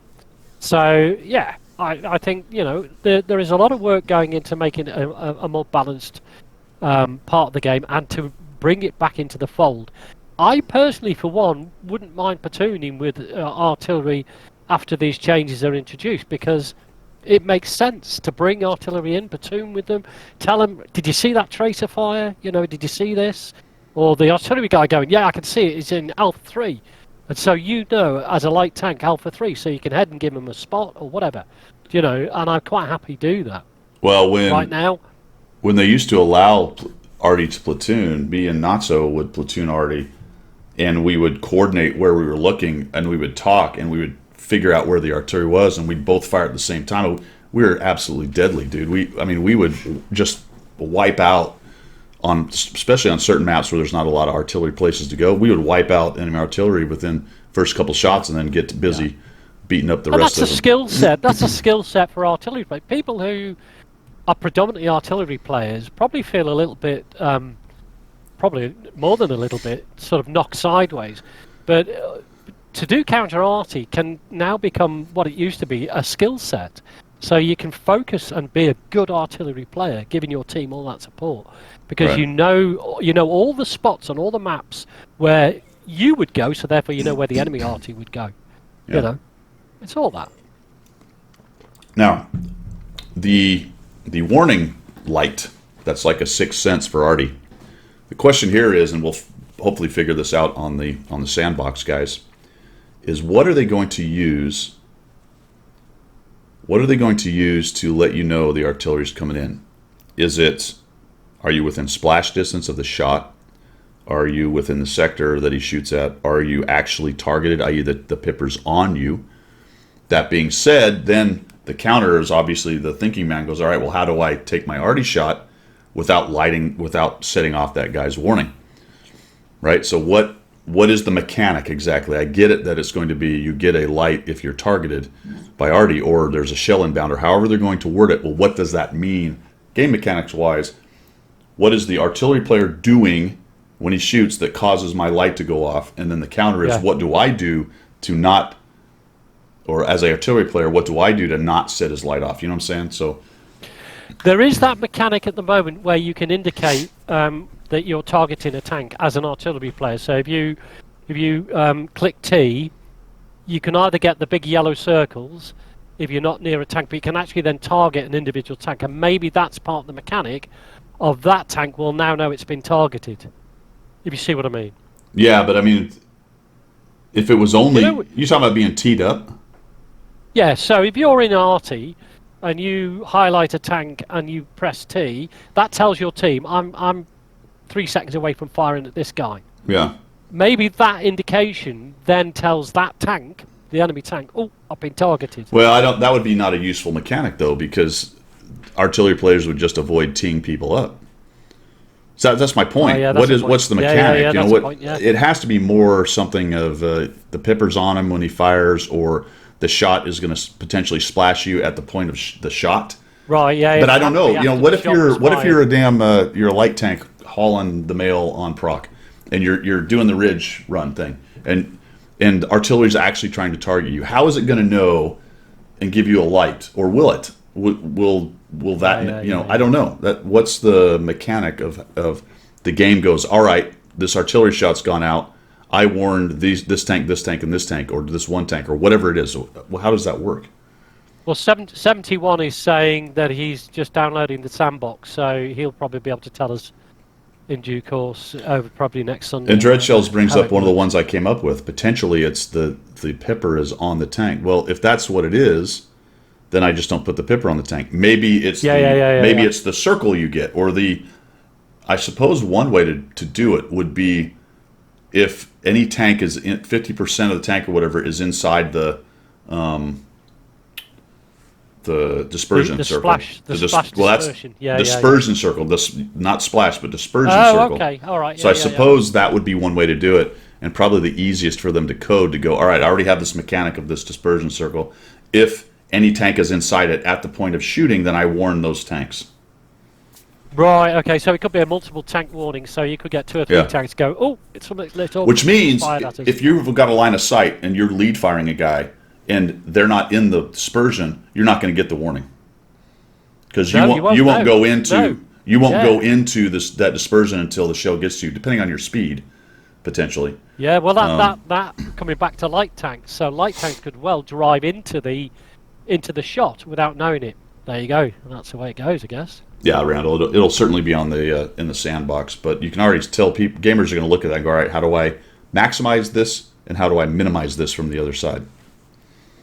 There you go. Yeah. No, all right, cool. Point. So those are the points, things.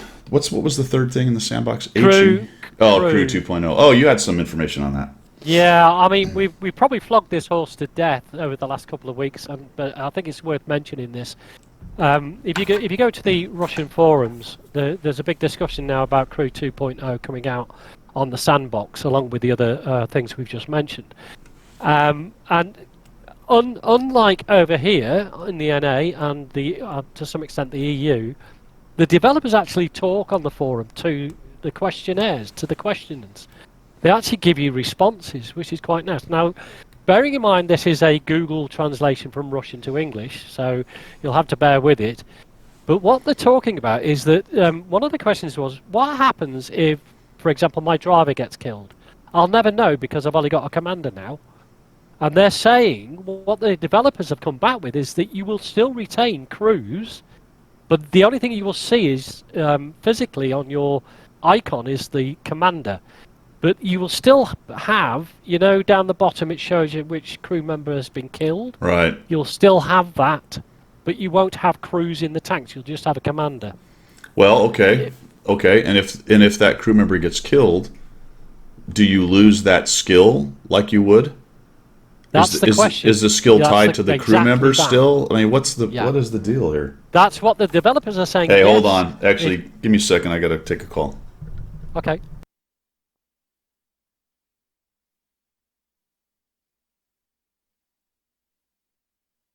Guys, can you still hear me? Because I'll carry on.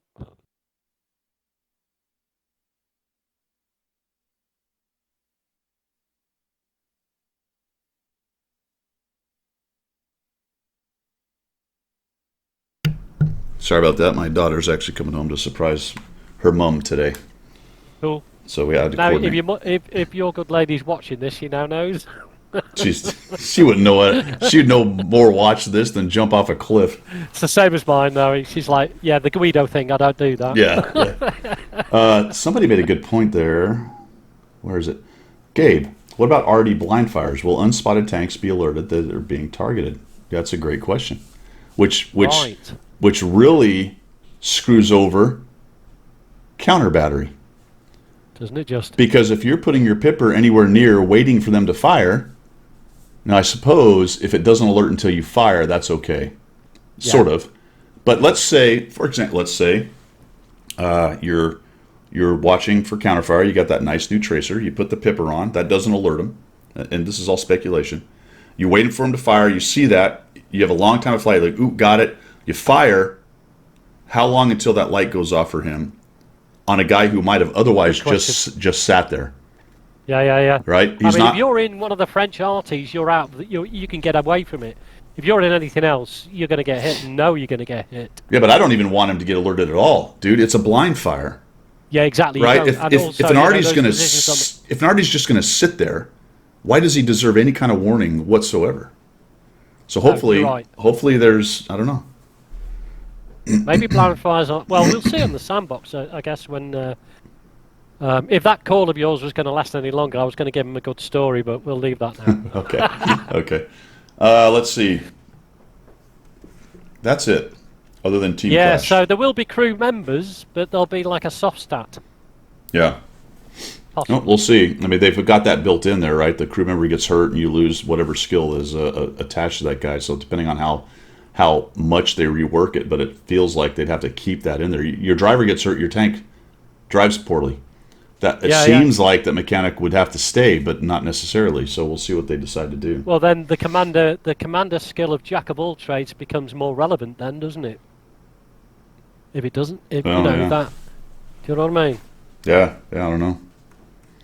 All right, last thing. Oh, there we go. We're buffering again. Fantastic. Good job, Xfinity. Thanks for tricking me with like 3 or 4 days of good internet and then coming back at me with this unstable garbage. Typical selling point. Unbelievable, dude. All of a sudden we've got instability. That's fantastic. Is it windy outside? I don't think so. A little bit. I may have to have them come check out my my cabling. I mean, maybe it's actually. Somebody mentioned that, Guido. Did the new company you took on bring out new cable, or is it still the old cable? No, it's still the old cable. So maybe I need to have them run it. The thing is, they redid it after the hurricane. So yes, it is new cable within the last 2 years. Right. But whether or not it's good cable, I don't know. At least run to the house, it's brand new. The stuff at the house is quite old, but it's not like it's getting rustled by wind or anything. And it's fairly random when it happens. So I feel like, also when I run Ping Plotter, it usually shows it down the line. It doesn't show that's not okay. You know what I'm saying? Like it doesn't. And it's hard to diagnose that really. Ping Plotter isn't perfect. You've got to ask yourself. You know, I mean, a lot of ISP providers will have strangle points where they slow down.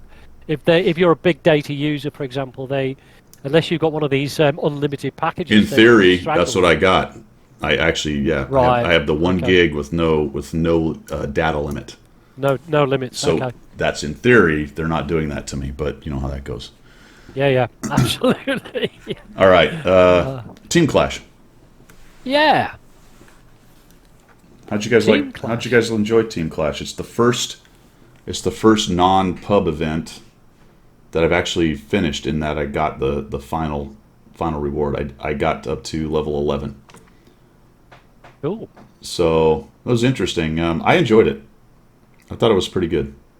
I mean, we've still got we've got a few hours left for it to go, haven't we? Because I'm on it level 4 at the moment. So I'm going to do a marathon afternoon this afternoon and smashes. I'll probably only get to level 6 max, I think. Made level 7 playing 6. Yeah, and while it was a grind, it wasn't a gross grind, and I kind of liked that. Yeah.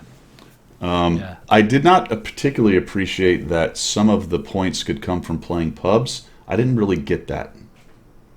No. That didn't make any sense to me. You could get some Team Clash points by playing pubs and doing your standard missions. What I don't know, and I didn't pay attention to it, guys, could you finish your standard missions in Team Clash without playing pubs? Oh, that's a good question. I never really, I didn't track that close enough to see if that's what was going on. It's the most fun he's had in 10s. I would agree with that. It is the most fun I've had in 10s in a long time. Yeah. So there's a couple things I learned from it. I think I'm going to do a video on it, but it's in between organized called gameplay and a 15v15. There's a lot more organization, although it's not perfect. It's just kind of organic organization. People sort of get most anyway, not most, a good number, more than 15v15s, sort of get they got to stick together. But that's not true of every team. You still get the team where, like on Ghost Town, you get a TD that goes up in the sniper spot.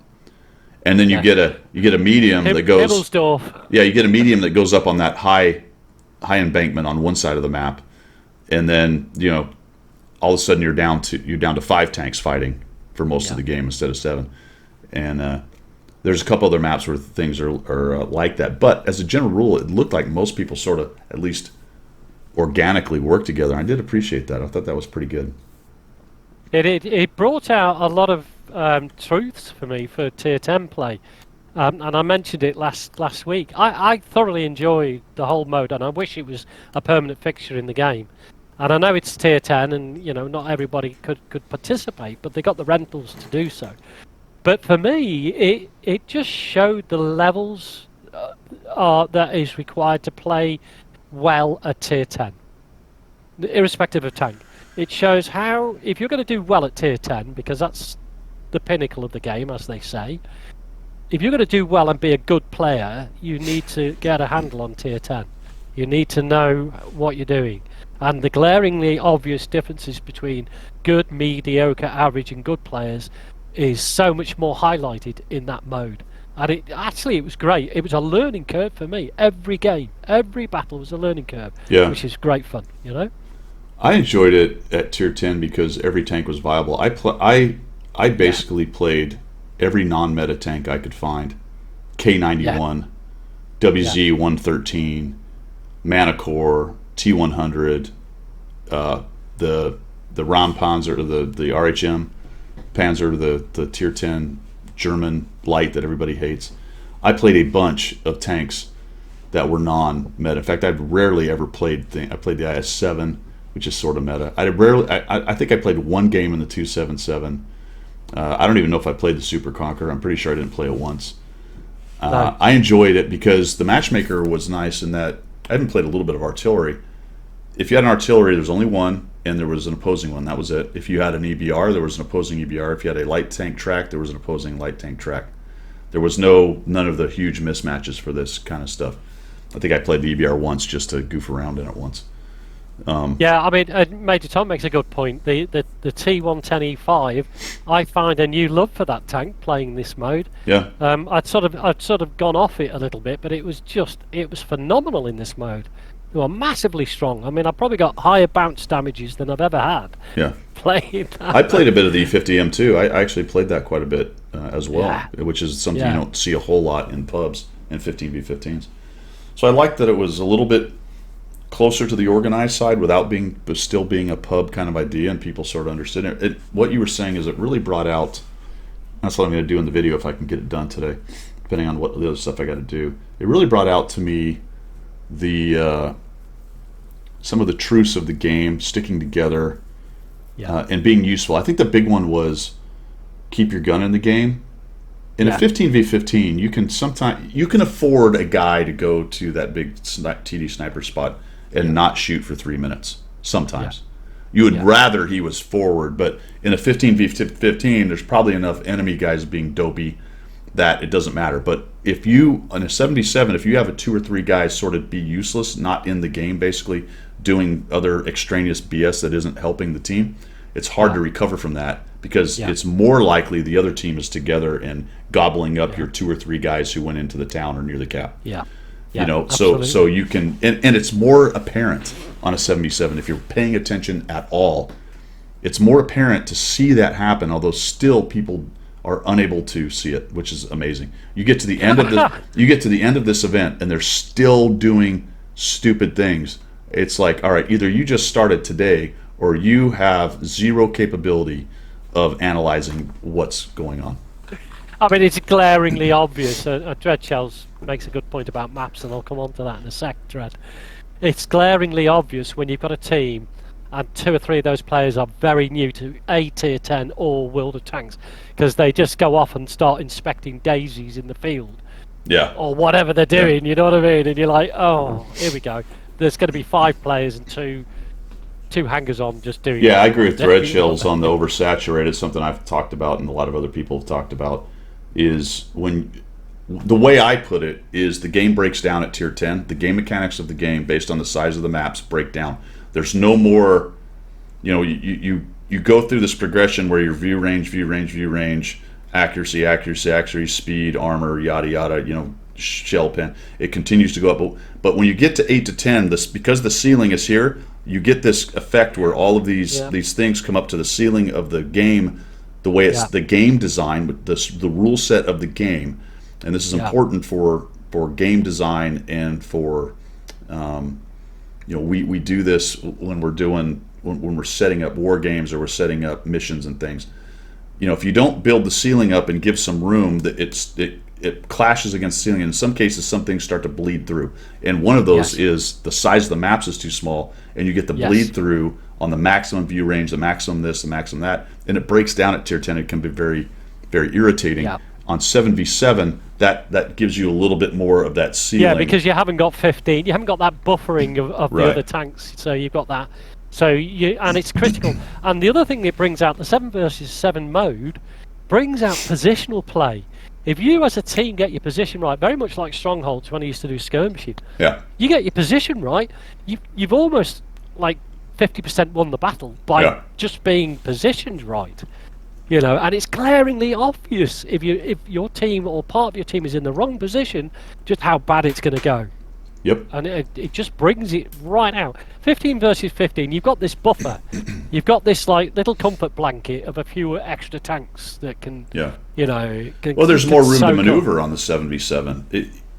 That's dangerous because what people take that to mean is, ooh, I can take my medium tank all the way around the map and I'm flanking.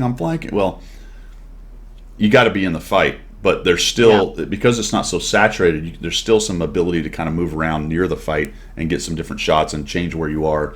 And you don't immediately get locked down because there's so many tanks in every direction. Once you get there, there's nowhere to go. You know, at least with 77, there's a little bit of maneuver room that you can actually do a more dynamic kind of game. Yeah, quite right, Dredd. I mean, the other thing I'm going to throw into the mix here, Guido, and I'm not sure your thoughts on grand battles or grand battle maps. I actually really enjoy those. I wish that was a lot more frequent than it is, because that does exactly that for a 15 versus 15, or a 30 versus 30, or whatever it might be. The maps are massive, which means that at tier 10 you are now able to use your tank the way it is supposed to be used. And I'd like to see 15v15 on the grand battle maps. That would be awesome. Let's go 15v15 on the grand battles, man. That would be cool. That would be proper tank battles. Really, maneuver warfare at its best. Really would be. Yeah, somebody's mentioned they like the tier 10s for checking out tanks. I think that's one of the, well, they do it for two reasons. I think the main one is so everybody can get involved. I did play my BB tanks a little bit on EU, but it's very expensive if you're not being careful with how much stuff you spend doing it. And I didn't really have enough, so I played a little bit. But I know there's a lot of people really mad that they brought bad players in, or not bad because they're a bad person or whatever, but they're new and they don't really know what they're doing. I'm sort of ambivalent to that, I guess. It gets more guys in queue. I don't know if you've noticed, but the queue was not big on NA. No. And then they had a bit of... The other thing with that, Guido, is if it brings people into the... You know, it's bringing people into the mode, but it's not affecting your main account. Stats and all, if people who are out for stats and all the rest of it, so it never affected that. So you could actually go and play the game, and if you're a person that considers trying to grind the stats or whatever, that's not a consideration. So it made it more fun because you didn't have to go, oh, my win rate's going to go through the floor doing this with all these new guys. So bring the new guys in on that sort of mode that doesn't affect other players other than that mode. You know what I mean? Why not? Yeah, 12v12, bigger maps, 10v10. I mean, those are all things that I think they should think about. That's one of the reasons I don't play the tier 10 at 15v15 very much. It's just so saturated. I just don't enjoy that gameplay as much. But I did very much enjoy the 7v7 tier 10. Did you get a battle with any other team other than Commander AF? No, I didn't. No, that's what some of the guys are talking about right now. And I was going to ask, somebody said they took 4 minutes. Wayne, were you Commander AF? Yeah, okay. That's why. The problem was everybody fought Commander AF. The other two teams fought Commander AF based on the way they mech'd the matchmaker. Right, okay, because I never saw a game against Tragic at all because I was Cab Mech. All my games have been against Commander AF. Yep. Okay, fair one. I mean, the first day there, I may have had 1 or 2 against... I think I did have some against Tragic the first day or 2. Okay. But once it got solidified that Commander AF was so far ahead, it was everybody fought. The other two teams only fought. Yeah. Okay. Fair enough. They'll have to figure that one out because it was kind of a runaway win. I don't know if it's the same thing on EU. To be honest, I haven't done it on EU, so I don't know. Yeah. I don't know if it's the same thing on EU. Yeah, absolutely. It's a low pop server, so it's just something. Pawn and in took F in the first hour. Event opening. Wish we could have changed. Yeah. They did have it's stacky by a mile. Okay. So it's kind of a similar issue. It's just with the larger population. I don't think it hurt them as much. They're going to have to figure out sign-ups next time on how they're going to do that, whether they're going to limit one team and maybe cut sign-offs off on one team until the other one catches up. But then when you do that, people don't really have a choice. So, No. it is kind of a popularity contest. I mean, is it a skill contest? It is a bit, isn't it? Yeah. Is it a skill contest? Is it a popularity contest? Are they trying to do both? Yes. Does it really work as both? No. No, Maybe not next year, Commander AF gets a ban. She's not allowed to submit herself as a team captain. It's not allowed. There was a mechanic to try to help the teams catch up, but I don't think it was enough. And then at the same time, you go, okay, well, then what's the point?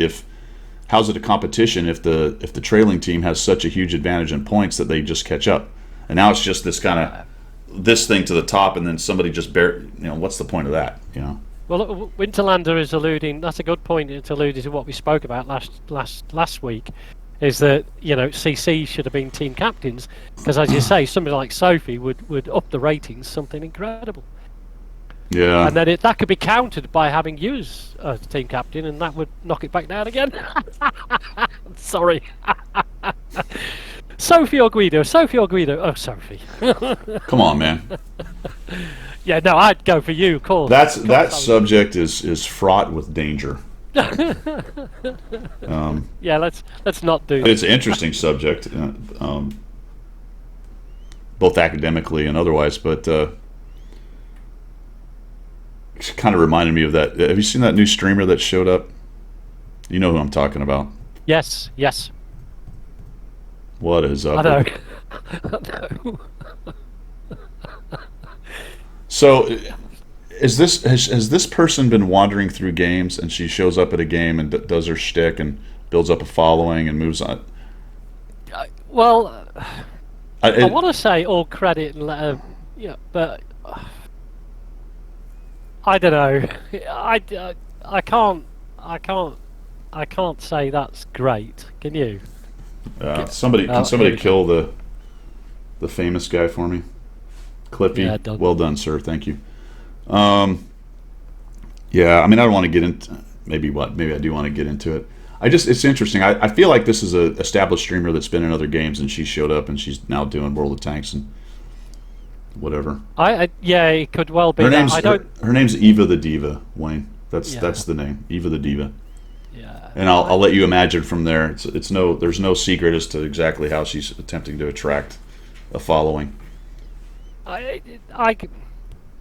There may be people who find that interesting. I don't particularly find it interesting. I don't. It's not my. I'm going to be honest. It's a bit of an angular face, which gives me a bit of pause.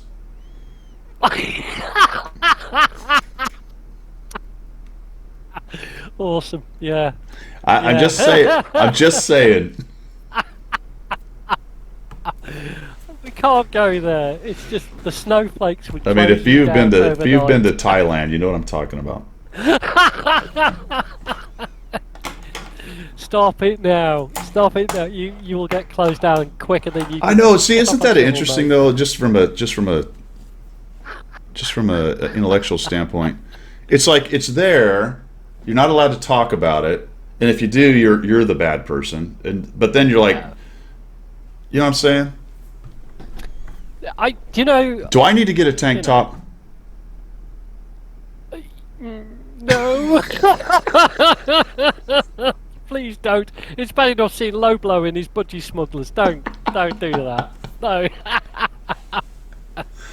Oh man, dear, it's irritating to me actually that you get in trouble for speaking about it, even though it's right there in front of you. Isn't that a strange world that we've entered into? The thing is, if you're going to have a grown-up conversation about these things in the world, then it needs to be that. It can't be not a subject you can't discuss. Yeah. Because those very people want to be accepted as a grown-up person doing the things, whatever it may be. So if that's the case, then we have a grown-up discussion about it. If we're going to be censored and nobody's saying be vicious or be nasty, but a discussion, because it's an interesting point, it's an interesting subject to talk about, many things are, not just that particular thing, but other things. Yeah. Why not have a grown-up discussion about it? I would absolutely defend the right of that person to be that way, and that's what we in the military do. We defend people's democratic rights to be exactly how you want to be. I ain't got a problem with that at all. But I should also be allowed to talk about that. Not with a bad opinion or anything, but just to discuss it. Yeah, and Wayne makes a great point. That's everybody understands exactly what's going on here. And then when you say it, all of a sudden you're in trouble because no, that's just how that the defense is always no, that's just me. You're like, okay, yeah, but you're using that. No, I'm not. It's just me. You can't talk about that. Like I don't. Come on. You know what I mean? Yeah, exactly that. Yeah. And you know, Major Tom makes a good point. Yeah, the world has gone mad. Just lean forward in the foxhole, boys. It's the way it is, isn't it? I mean, that's right. You know, I think everything's open for discussion. I think in this world, unless Heisenberg has just rebranded the channel. Let me write this down. Yeah, let's get off the subject. Tank tops, mullets, and beards. Well, there is a tank bit in there. Tank tops, tank top. All right. What the fu? Excellent. All right, let's move on. Let's move on. Yeah, I mean, bottom line is that's a thing that's happening right now. Yeah. So whatever your feelings on it, I try to whatever. Yeah. Oh, it's a busy, wide old world out there, and there's many nuances to it, and that's what makes it interesting, Guido. Now, speaking of what's the word I'm looking for? Of conspiracies and such. Have you noticed how many conspiracy threads are on the official forums right now? Yeah, it's gone manic, hasn't it? I mean, holy crap! Yeah. The game is rigged and just insanity. That's another one that I can't wrap my mind around, to be quite honest. Yeah, it's tinfoil hat time. It is. You can't get logic into that sort of unbalanced viewpoint, because try telling people it's a server-based game, therefore there's only limited amount of effect that you as an individual with your PC sat at home can do to that game. It just doesn't wash with people, because they want to make up their own bent on life, and this is how it is, and this is what it is, and these are the people who would do the same false news on the TV if they had a chance, Well, ultimately it doesn't matter if it's rigged or not. The only way it matters if it's rigged or not is if for some reason Wargaming was rigging specific accounts to hurt them or help them. Yeah. If the rigging is the systemic, the entire system is rigged. That is everybody. That is, then that is actually a mechanic that's part of the game. So from there, you have to stop blaming things and start managing them. Yeah. So we have players that are 65%. We have players that are 45%. Some players figure out how to manage the system, whether it's rigged or not, does not matter. They figure out how to manage it correctly. Now, if you're telling me that it's rigged to help the 65% guy specifically and hurt the 45% guy specifically, well, yeah, Houston, we have a problem. But holy cow, why on earth would they do that? I can see how detailed would the coding have to be to have that sort of impact? I mean, it's beyond reason. But then people who sort of go down that road are beyond reason anyway, in my opinion. Right. And Dread Shells that's kind of what I'm saying, but I don't look at it as in being equally and fairly screwed. It is the game they designed it. The way with this much RNG, the matchmaker the way it is with 3 tiers playing each other with wildly different capabilities, with it being a pub match. When you say rigged, the way it's built does not require rigging. No. If you think being tier 7 against tier 9 is rigging, then okay, I guess you could make an argument for that. If if there's something that you start doing well and the game reduces or increases your RNG or something, that it does that to everybody. First, you have to start doing well before you even get affected by that. Oh, by the way, some people power through that anyway. So my point is, it's the system. The game is a closed circuit. It is a closed system. It has certain rule set. Some we know, some we don't know. We all enter into that closed system, and then our skill determines where we go. Period. And our ability to learn and adapt, because this is the thing that 7 versus 7 Clash has brought out to me, is that those very, very good players, the top clan players and all the rest of it, they know parts of the map, and they know parts of the map and parts of the infrastructure in the map that other people don't know and don't use. The little pixel snipe positions, the aiming points and the damage points on every single tank they come across. This is called a skill set. It's not called rigging. It's called understanding and learning what you're doing to the nth degree that makes you seem like you're magic. Right. It's as simple as that. It's as simple as that. So that's right. Of course, a guy with CCRNG would say that. Oh my God, that comes up in the forum too. One guy, I don't know what he said. He said something like, "I responded," and he said, "Oh yeah, of course, a CC. What happens is CCs, they get the CC thing, and then I see their stats just skyrocket, and I'm like, brother, mine have actually gone down. You know what I'm saying?" In the pudding. I've maintained a 58%. I climbed years ago, and then I flatlined at about 58%, and I have enough battles at 80,000. It is very clear that I am a 58% player. Period. Dot. End of story. That's it. Now, maybe if I work really hard, I might be able to creep it up a little bit in recents, and that happens, but it also kind of goes down too, because I play every tank and I don't worry about it too much. Getting past 58 requires a very serious attempt on your part to make sure that you're doing that. Yeah, it's unreal, man. It's just Guido. It's like that with every single game out there. You can take a game, I don't know, Call of Duty, whatever it might be. You can take a game and you can study it to the nth degree that makes you the top expert in that game, and play it. And I mean, Dredd is making a good point. 60,000 battles. Those with 60+ thousand battles, if they haven't got the message by then, they shouldn't be playing the game. It's as simple as that.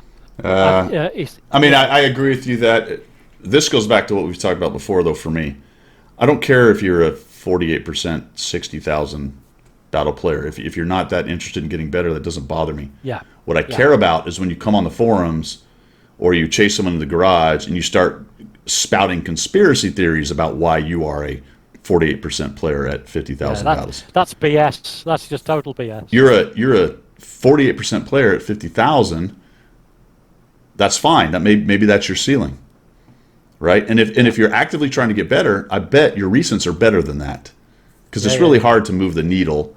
If you get to 40, 50,000 and you're showing 49%, and then all of a sudden you go, you know what? Let me try to get better. I'm going to start watching things, asking questions, try to figure it out.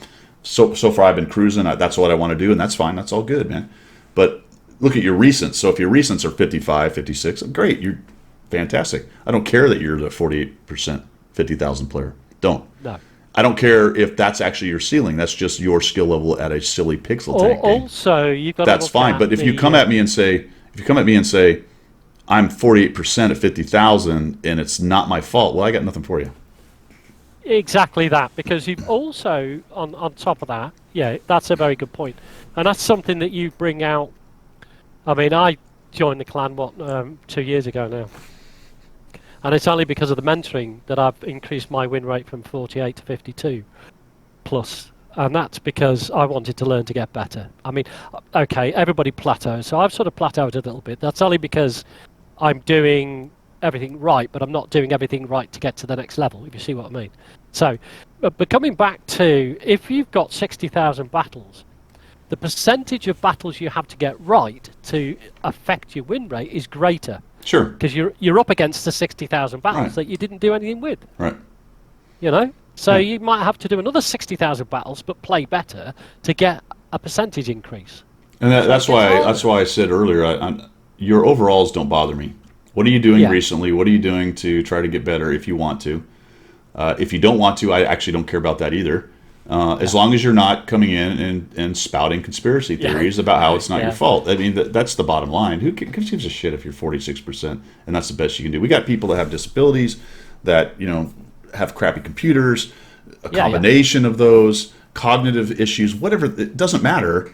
Play the game. That's a pub match. Go for it. Enjoy yourself. Yeah, have fun. But to come in there and be objectively, provably bad at the game, which who gives a shit? It's a pixel tank game. But also to pile in and go, well, the only reason I'm bad is it's a conspiracy against me. No. You've got to wish that sort of mentality doesn't exist in the human race, but it does. It does. It does. Yeah, I'm raging against the wind, right? I'm not going to change anything absolutely. here. Clouds, bloody clouds.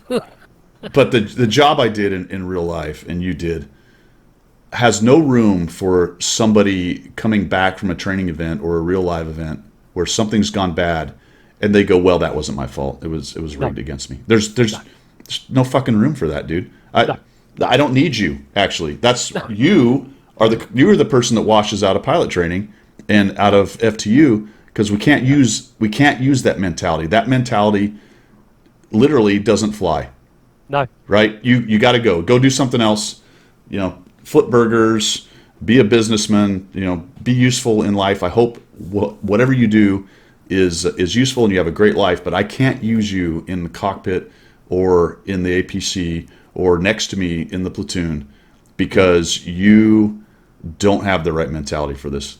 Exactly that. And that's one of the things, when I was a training instructor, one of the things we would stamp on straight away is that attitude. It's a negative attitude. And if a young recruit comes in and goes, well, that wasn't down to me, it was down to X, we go, right, okay, stop right now.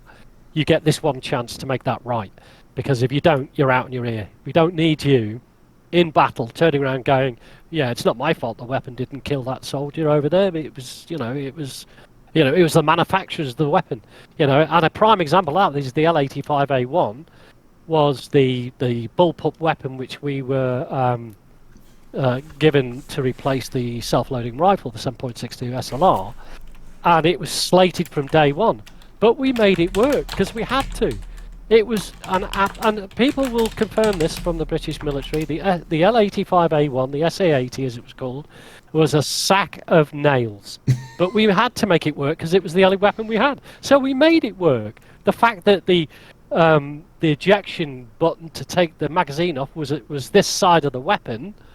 So the minute you put it against your chest, the magazine flew off.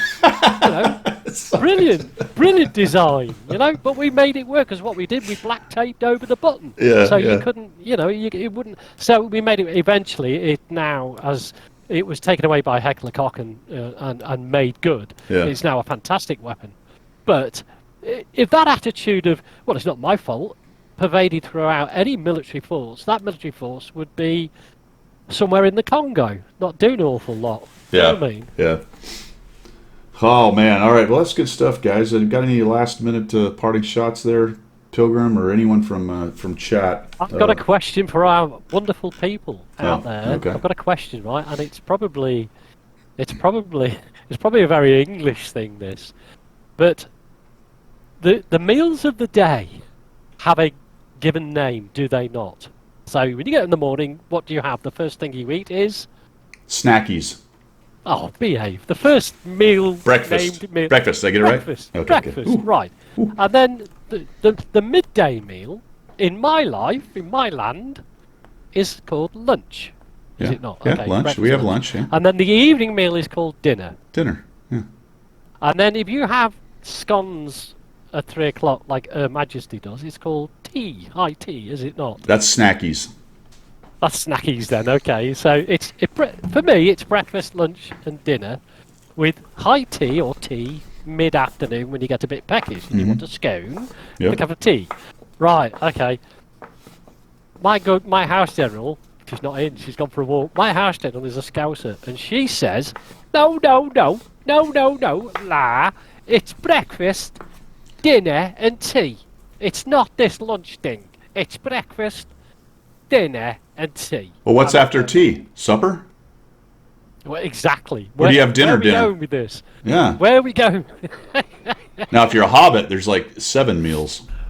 There is that. I There's- think she's a yeah. secret Scouse hobbit. I There's think second she's breakfast, and then there's 11sies, Yeah. and then there's lunch, and Yes. then there's second lunch, and second dinner, and second Yeah, dinner. yeah, but she shouldn't call it lunch. She calls it dinner. I'm going to have me dinner. I said it's not 6 o'clock at night yet. No, me dinner. It's midday. La. Blues Traveler does high tea at 4:20. That seems late. Is that late? It's slightly late, but then I mean, it's allowed, I guess. There's a time. When does the frame, isn't Queen there? take her tea? Is it the same time every day? The Queen takes tea at 3 p.m. every day Every with her day. royal blend. Every day, wherever she is in the world, she'll have tea, and she'll have a little currant scone with a dollop of. Oh, I see what Blues Traveler did there. I see what Blues Traveler did there. I just caught it. Somebody else I got mentioned it. it. Yeah, I got Okay, it. I'm on track now. I'm on track. I hear you. It's a special blend of tea. Okay, cool. And it's, Yeah, it's quite Katie's quite right. smoky, Brunch. this What tea, the heck actually. is brunch. It's quite What smoky, the heck this is tea. brunch? Stop Oh, it! I love brunch. No. Oh, we do You brunch in the can't be States. asked to get out of bed to have your breakfast, and you get nothing to eat till Oh, dude, lunchtime. you need to come to an American brunch. Okay. Oh yeah, because you can have breakfast and lunch at the same time. Okay, that sounds It's perfect. delightful. Oh man, because I can get a omelet and some bacon and some sausage, and then right next to it I can Really? have a slab of prime rib. No, Perfect. you see, and a piece of fried chicken, because they do that where I go for brunch. no, you can. That's so Florida, isn't it? That is so Florida. So good, so good. Yeah, legal. I don't know. Oh man, so good. What else do we have? We have I can even get not that I like them, but we can get greens in the South. Not my favorite. You see, you have these things called grits as well. Which Grits. is I was just going to like- say we also have grits on the one I go to. No. Potatoes, mashed potato. You could have a blop of grits and then a blop of mashed potatoes right next to each other. It's perfect. For breakfast. Yeah, and some fish. You can fried fish, fried catfish. Oh. But you haven't lived. You haven't lived if you haven't had a slab of fried catfish next to your scrambled eggs and your sausage. Perfect. Oh, dear, Oh, also, oh dear, oh dear. see, I'm thinking I'm getting hungry now. Also, biscuits and gravy. So the biscuits down and cover them in gravy. Okay, I've heard it all now. Biscuits and Pancakes, gravy for waffles. breakfast. This is all in one meal. Pancakes, waffles. Good grief. Man. You see, we're still paying Lend-Lease off. We can't afford all that stuff. We're paying our debts back to you. That's what it is. We're still trying to get our money back from all the destroyers you guys got sunk. Yeah, I know. Yeah. Here, I heard a little fact. Here's a quick one to finish with. If you Okay. want. I heard a little fact that we didn't actually burn your White House down. In fact, we only burnt a portion of it, only a little bit of it, and it's still there. Apparently, you can go to the White House on a White House tour, and they show you this little corner of the room with a paneling, the wood panel that is blackened, and go, "The English did that." Remember that when you're playing golf with them next week. That blaming English did that. That was probably just two troopers trying to cook their MREs in the corner and That's just what I got a was little out of thinking, hand. Yeah. Oops, we set fire to the wall. Like, bloody hell, we're hungry. We came all the way from England just to capture this place, and they all ran away. All the Americans were outside of town, standing at the road. You were all going- having brunch. That's why we couldn't Yeah. find you. You were all having your brunch. They're like, well, shit, they took the city. Are they going to come out of the city? No. No. Nah. We'll just surround it, and eventually they'll leave, and that's what happened. Yeah, 1812 is a date I can remember. Yeah. That's return of the Jedi at that point. All right, guys, that's all I've got. We've drugged this on long enough. It's time to end this farcical disaster and move on. That's all I've got from the left side of the Atlantic. And this is all I've got from the correct side of the Atlantic. All the best, gentlemen and ladies. See ya.